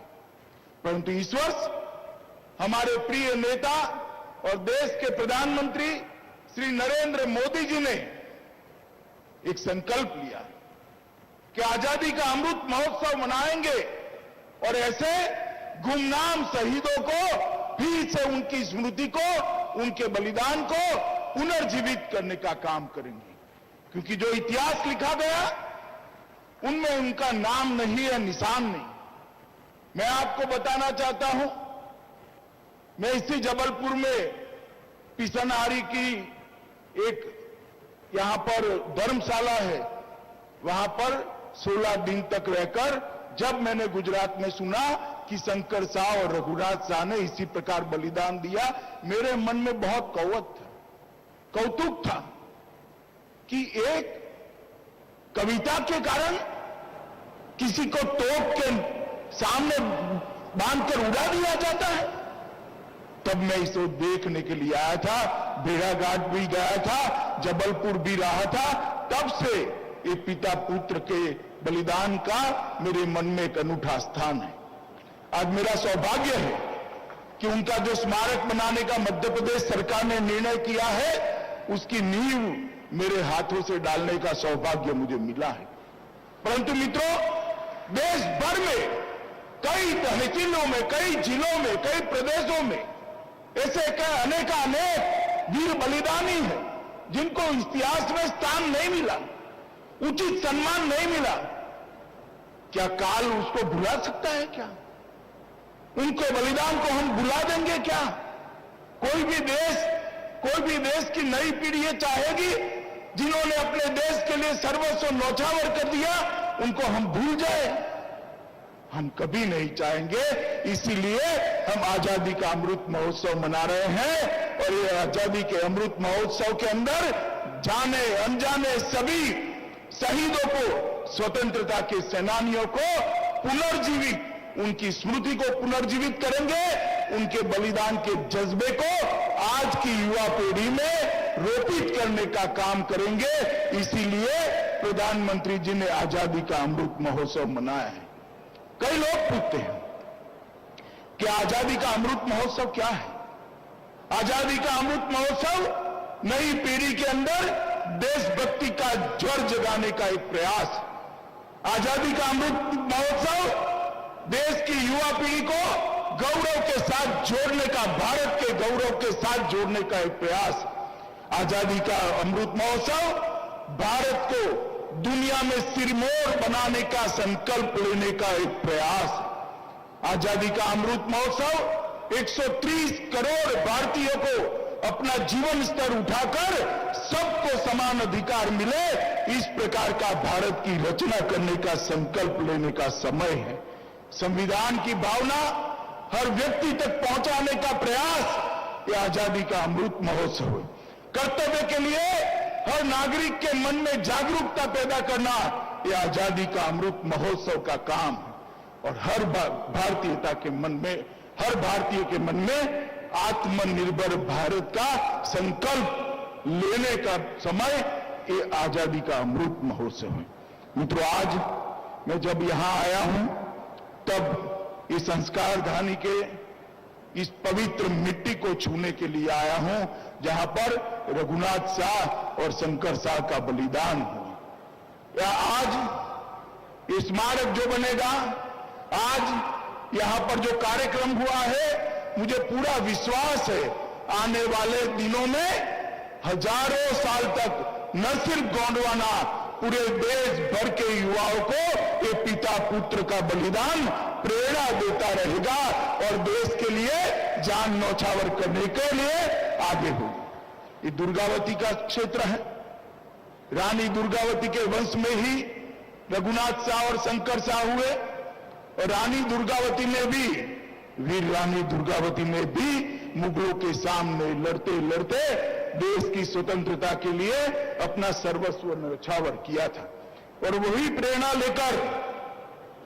प्रेरणा लेकर शंकर शाह और रघुनाथ शाह ने भी बलिदान किया।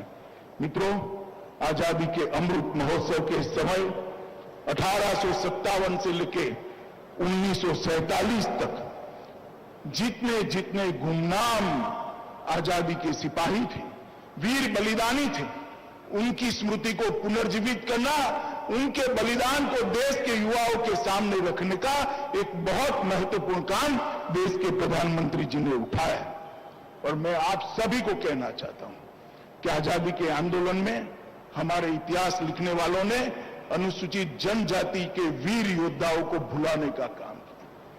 मैं गर्व के साथ कह सकता हूं कि आजादी के आंदोलन के अंदर और सन 57 के स्वतंत्र संग्राम से लेकर 1947 तक जनजाति नेताओं ने जो बलिदान दिए हैं, शायद ही इतने बलिदान किसी और लोगों ने दिए होंगे, इतने हमारे जनजाति नेताओं ने, मगर उसको भुला दिया गया। और इसीलिए नरेंद्र मोदी जी ने एक नई पीढ़ी जाने, इसके लिए इसको आगे बढ़ाने का काम किया है।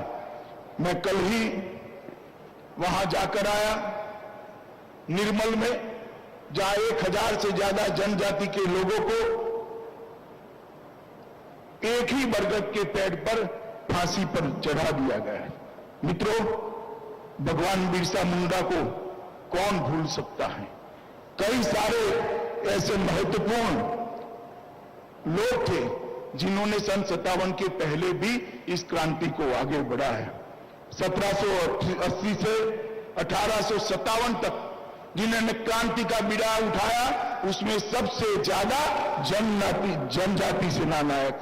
1855 में सिद्धू कानू विद्रोह, 1828 से 1832 तक बुद्धू भगत द्वारा चलाया गया लड़का आंदोलन, बिरसा मुंडा का महत्वपूर्ण संघर्ष, ढेर सारे ऐसे थे जिन्होंने सन 57 की क्रांति के पहले ही क्रांति की मसाल को जलाया था। इसके साथ ही गुंडा गुड़, कांगला माझी, ज्ञान सिंह जैसे अनेक नायकों ने भी सन 57 के पहले ही यहां पर देश भर में एक क्रांति का बिगुल फूटा था। 1842 में सागर के जवाहर सिंह बुंदेला, नरूद के मधुकर शाह, मदनपुर के गोंड राजा दिल्लन शाह, हीरापुर के हीरेंद्र शाह, हिम्मत सिंह गौड़ और भाऊ सिंह गौड़ ने भी स्वतंत्रता सेनानियों का नेतृत्व किया था। और राजा शंकर शाह के बाद भाटगांव के राजा महिपाल सिंह गौड़, मदनपुर के राजा चंद्रहास गौड़, मूरत सिंह जी, लक्ष्मण सिंह, गहवर सिंह गौड़, इन लोगों ने भी सन 57 के बाद इस लड़ाई को चालू रखा था। और इसीलिए भारतीय जनता पार्टी के नेता और हमारे प्रिय प्रधानमंत्री ने एक निर्णय किया है कि जनजाति संग्रहालय देश भर में बनाए जाएंगे और इसमें ये जनजाति नेताओं को स्मरण के लिए एक हमेशा के लिए व्यवस्था करनी चाहिए।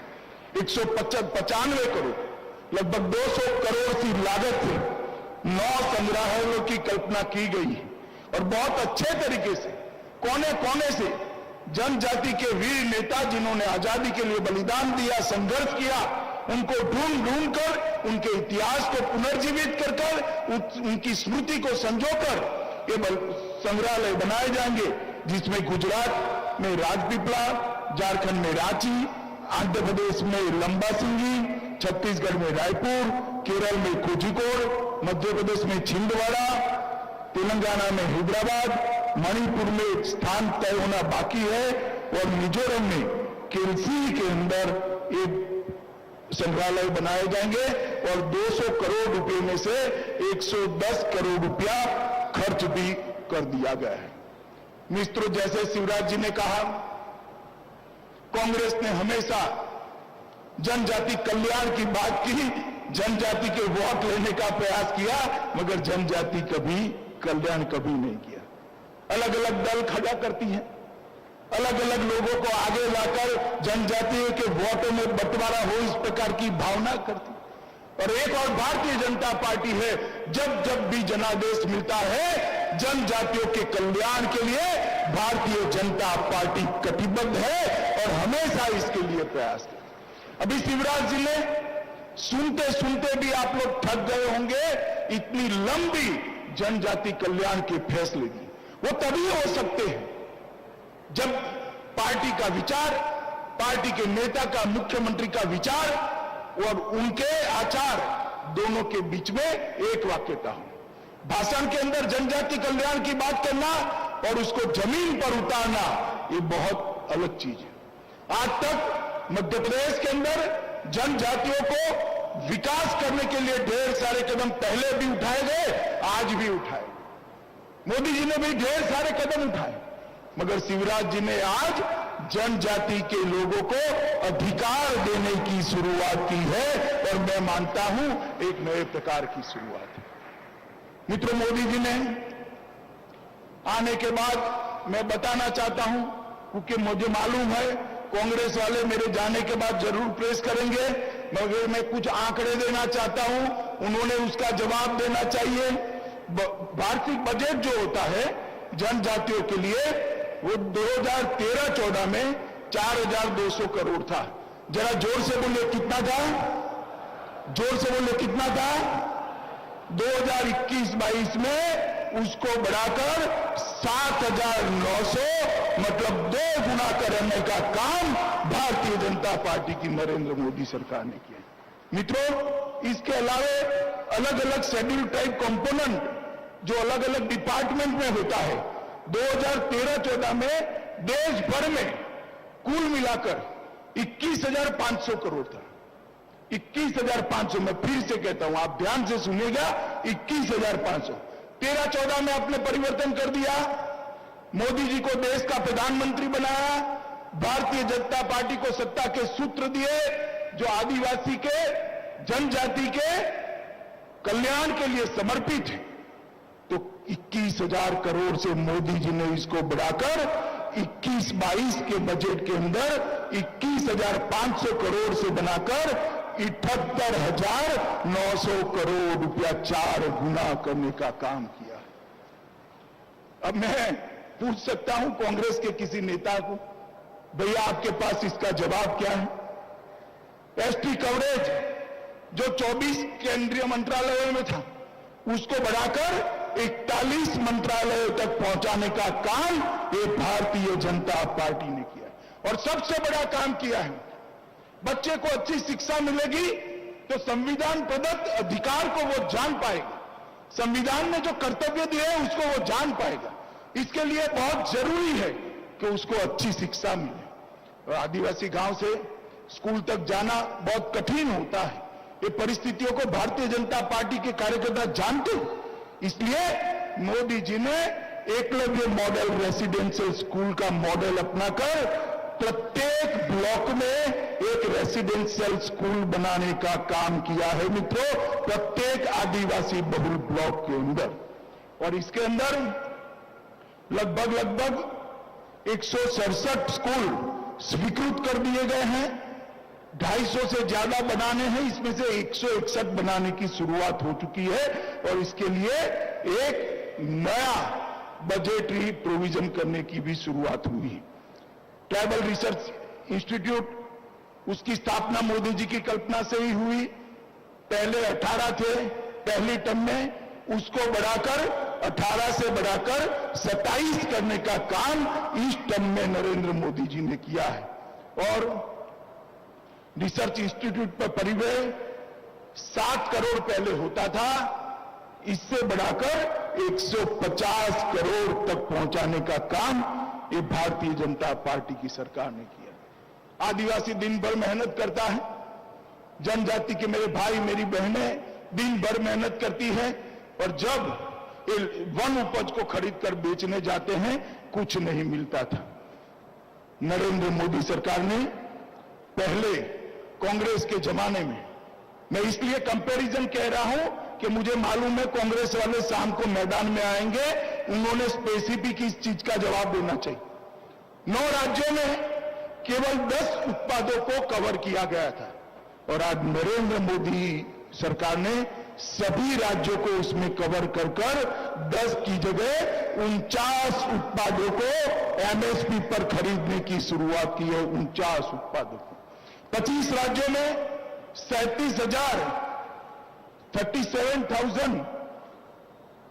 स्वसहाय जूथ बनाए गए, और एक डिस्ट्रिक्ट मिनरल फंड की कल्पना की गई, और नियमों से ही अधिकार मिलते हैं, निर्णयों से ही अधिकार मिलते हैं। पहले खदान से अंदर से खनिज निकाला जाता था, कोयला निकाला जाता था, लोहा निकाला जाता था, एल्यूमिनियम पीतल निकाला जाता था, उस क्षेत्र के लिए कुछ नहीं होता, उस क्षेत्र का विकास नहीं होता। और खदानें ज्यादातर हमारे जनजाति क्षेत्रों में ही है।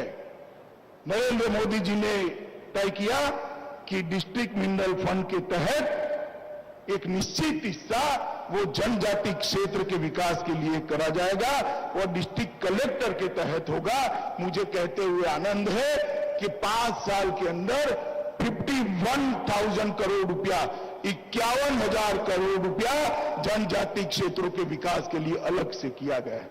छात्रवृत्ति भी बढ़ाई गई है, लगभग 2,000 करोड़ रुपया इस बार 30 लाख छात्रों को छात्रवृत्ति दी जाएगी। और मणिपुर के अंदर जहां ट्राइबल बहुल है वहां पर एक खेल इंडस्ट्री बनाने का भी काम किया गया है। शिवराज जी ने मध्य प्रदेश के अंदर ढेर सारे काम जनजातियों के लिए किए हैं। उन्होंने टाटिया भील की स्मृति में खंडवा जिले के बड़ौद में एक विशाल स्मारक बनाया। जन नायक भीमा नायक की स्मृति में बावड़ी जिला बड़वानी में एक प्रेरणा केंद्र का निर्माण किया है। छिंदवाड़ा में पहले ही मैंने कहा आदिवासी स्वतंत्रता संग्राम संग्रहालय का निर्माण किया जा रहा है। जनजाति नायकों बिरसा मुंडा, टाटिया भील, अवंतीबाई, रघुनाथ शाह, शंकर शाह के बलिदान दिवस पर अनेक विविध कार्यक्रम किए जाते हैं और अलीराजपुर में स्वतंत्रता सेनानी पृथ्वीबाई के स्मारक को भी लोकार्पित किया गया है। मित्रों, भारतीय जनता पार्टी की सरकार चाहे केंद्र में हो चाहे राज्य में हो, ये वंचितों के लिए काम करने वाली सरकार है और विशेषकर आदि जाति के लोगों के लिए काम करने वाली सरकार है।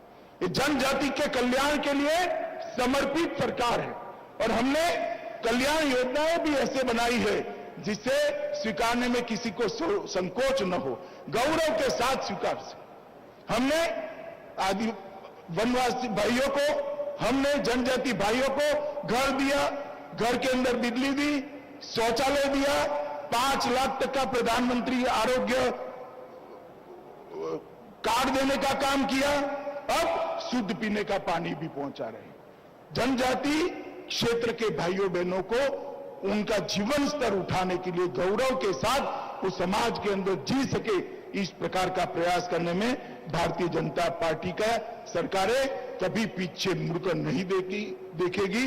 इसका मैं आप सभी को विश्वास दिलाना चाहता हूं। मोदी जी के नेतृत्व में हमारी हर राज्य सरकारें जनजाति के कल्याण के लिए प्रतिबद्ध भी है और समर्पित भी है। मित्रों, आज मैं फिर से एक बार शंकर शाह और रघुनाथ शाह की पुण्य स्मृति को प्रणाम करना चाहता हूं और मुझे विश्वास है कि आने वाले हजारों सालों तक ये पिता पुत्र के बलिदान को हमारा समाज, हमारा देश और विशेषकर युवा अपने दिल में संजो कर रखेगा और उनसे प्रेरणा प्राप्त कर कर भारत विकास के लिए आगे बढ़ेंगे। मित्रों, मेरा आप सभी से एक ही निवेदन है, अलग अलग नाम से, अलग अलग काम से, अलग अलग बात से जो जनजाति समाज को अलग करने का प्रयास कर रहे हैं, उनके प्रयासों को सफल मत होने दीजिएगा। देश का विकास जनजाति समाज और बाकी सारे समाज एकत्रित होकर भारत का भी विकास करे, अपना भी विकास करे, इसी में हमारा भला है। और ये सरकार चाहे मध्य प्रदेश की हो या केंद्र सरकार हो, दोनों, मैं फिर से एक बार कहना चाहता हूं कि जनजाति विकास के लिए समर्पित सरकारें हैं। फिर से एक बार हम सब मिलकर ये दोनों बलिदानियों को श्रद्धांजलि दे, हम सब मिलकर और उनकी पुण्य स्मृति से प्रेरणा लेकर आगे पर हम भी भारत कल्याण के रास्ते पर आगे बढ़े। यही मेरी आप सबसे अपेक्षा है और यही मेरा भी संकल्प है। तो फिर से एक बार इस कार्यक्रम में, जो मेरे दिल को छूने वाला कार्यक्रम है, उस कार्यक्रम में बुलाने के लिए मध्य प्रदेश शासन के मुख्यमंत्री का मैं बहुत बहुत धन्यवाद देना चाहता हूं कि इन्होंने आज मुझे यहां उपस्थित लेने का निमंत्रण देकर मेरे मन में जो था इसको अभिव्यक्त करने का मुझे मौका दिया है। और फिर से एक बार इन्होंने आज लंबी सूची जो जनजाति कल्याण के लिए यहां से घोषित की है, और मुझे विश्वास है कि शिवराज जी जो कहते हैं वो करते हैं।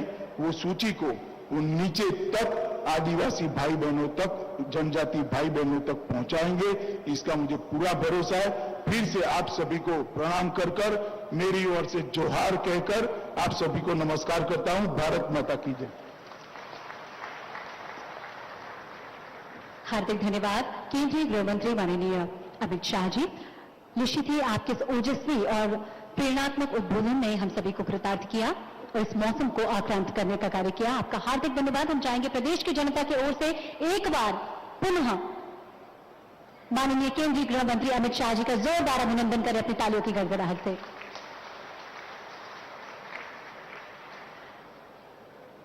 अब मैं सुश्री मीना सिंह मांडवी जी, माननीय मंत्री जनजातीय कार्य विभाग से आग्रह करती हूं, पूरे प्रदेश की ओर से केंद्रीय गृह मंत्री माननीय अमित शाह जी को इस अवसर पर स्मृति चिन्ह भेंट करें। हम आपको बता दें कि ये कलाकृति गौड़ जनजाति पद्मश्री भूरीबाई जी के द्वारा निर्मित की गई है। अब मैं पुनः एक बार सुश्री मीना मांडवी जी से आग्रह करती हूं, मध्य प्रदेश के मुख्यमंत्री शिवराज सिंह चौहान जी को स्मृति चिन्ह भेंट करें।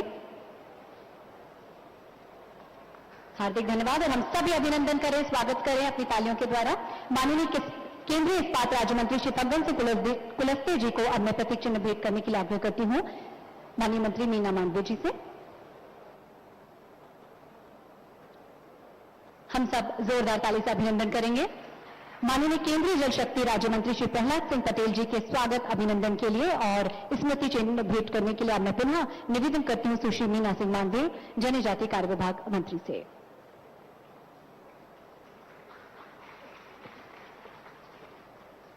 बहुत बहुत धन्यवाद, अभिनंदन। जनजातीय विरासत, जनजातीय परंपरा और संस्कृति के संरक्षण और संवर्धन के लिए कृत संकल्पित जनजातीय कार्य विभाग मंत्री सुश्री मीना सिंह मांडविया के लिए अब मैं आमंत्रित करती हूं आभार प्रदर्शन के लिए सुश्री मीना सिंह मांडविया, माननीय मंत्री जनजातीय कार्य विभाग।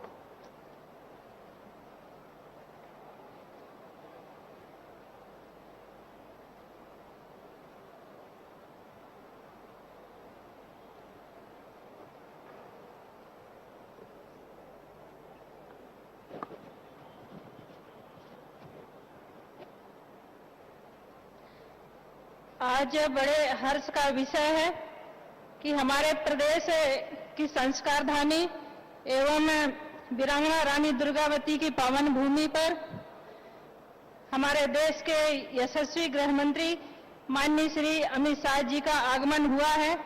आज जनजाति नायक एवं स्वतंत्रता संग्राम सेनानी वीर राजा शंकर शाह एवं कुंवर रघुनाथ शाह के बलिदान दिवस पर आदरणीय श्री अमित शाह जी के द्वारा दिए गए आशीष वचन अनुसरणीय होकर प्रदेश के जनजाति समुदाय के लिए प्रेरणा स्रोत रहेंगे। जनजातियों के आर्थिक, शैक्षणिक, स्वास्थ्य तथा क्षेत्रीय विकास के लिए यह सरकार सदैव कृत संकल्पित है। आज इस कार्यक्रम में उपस्थित माननीय केंद्रीय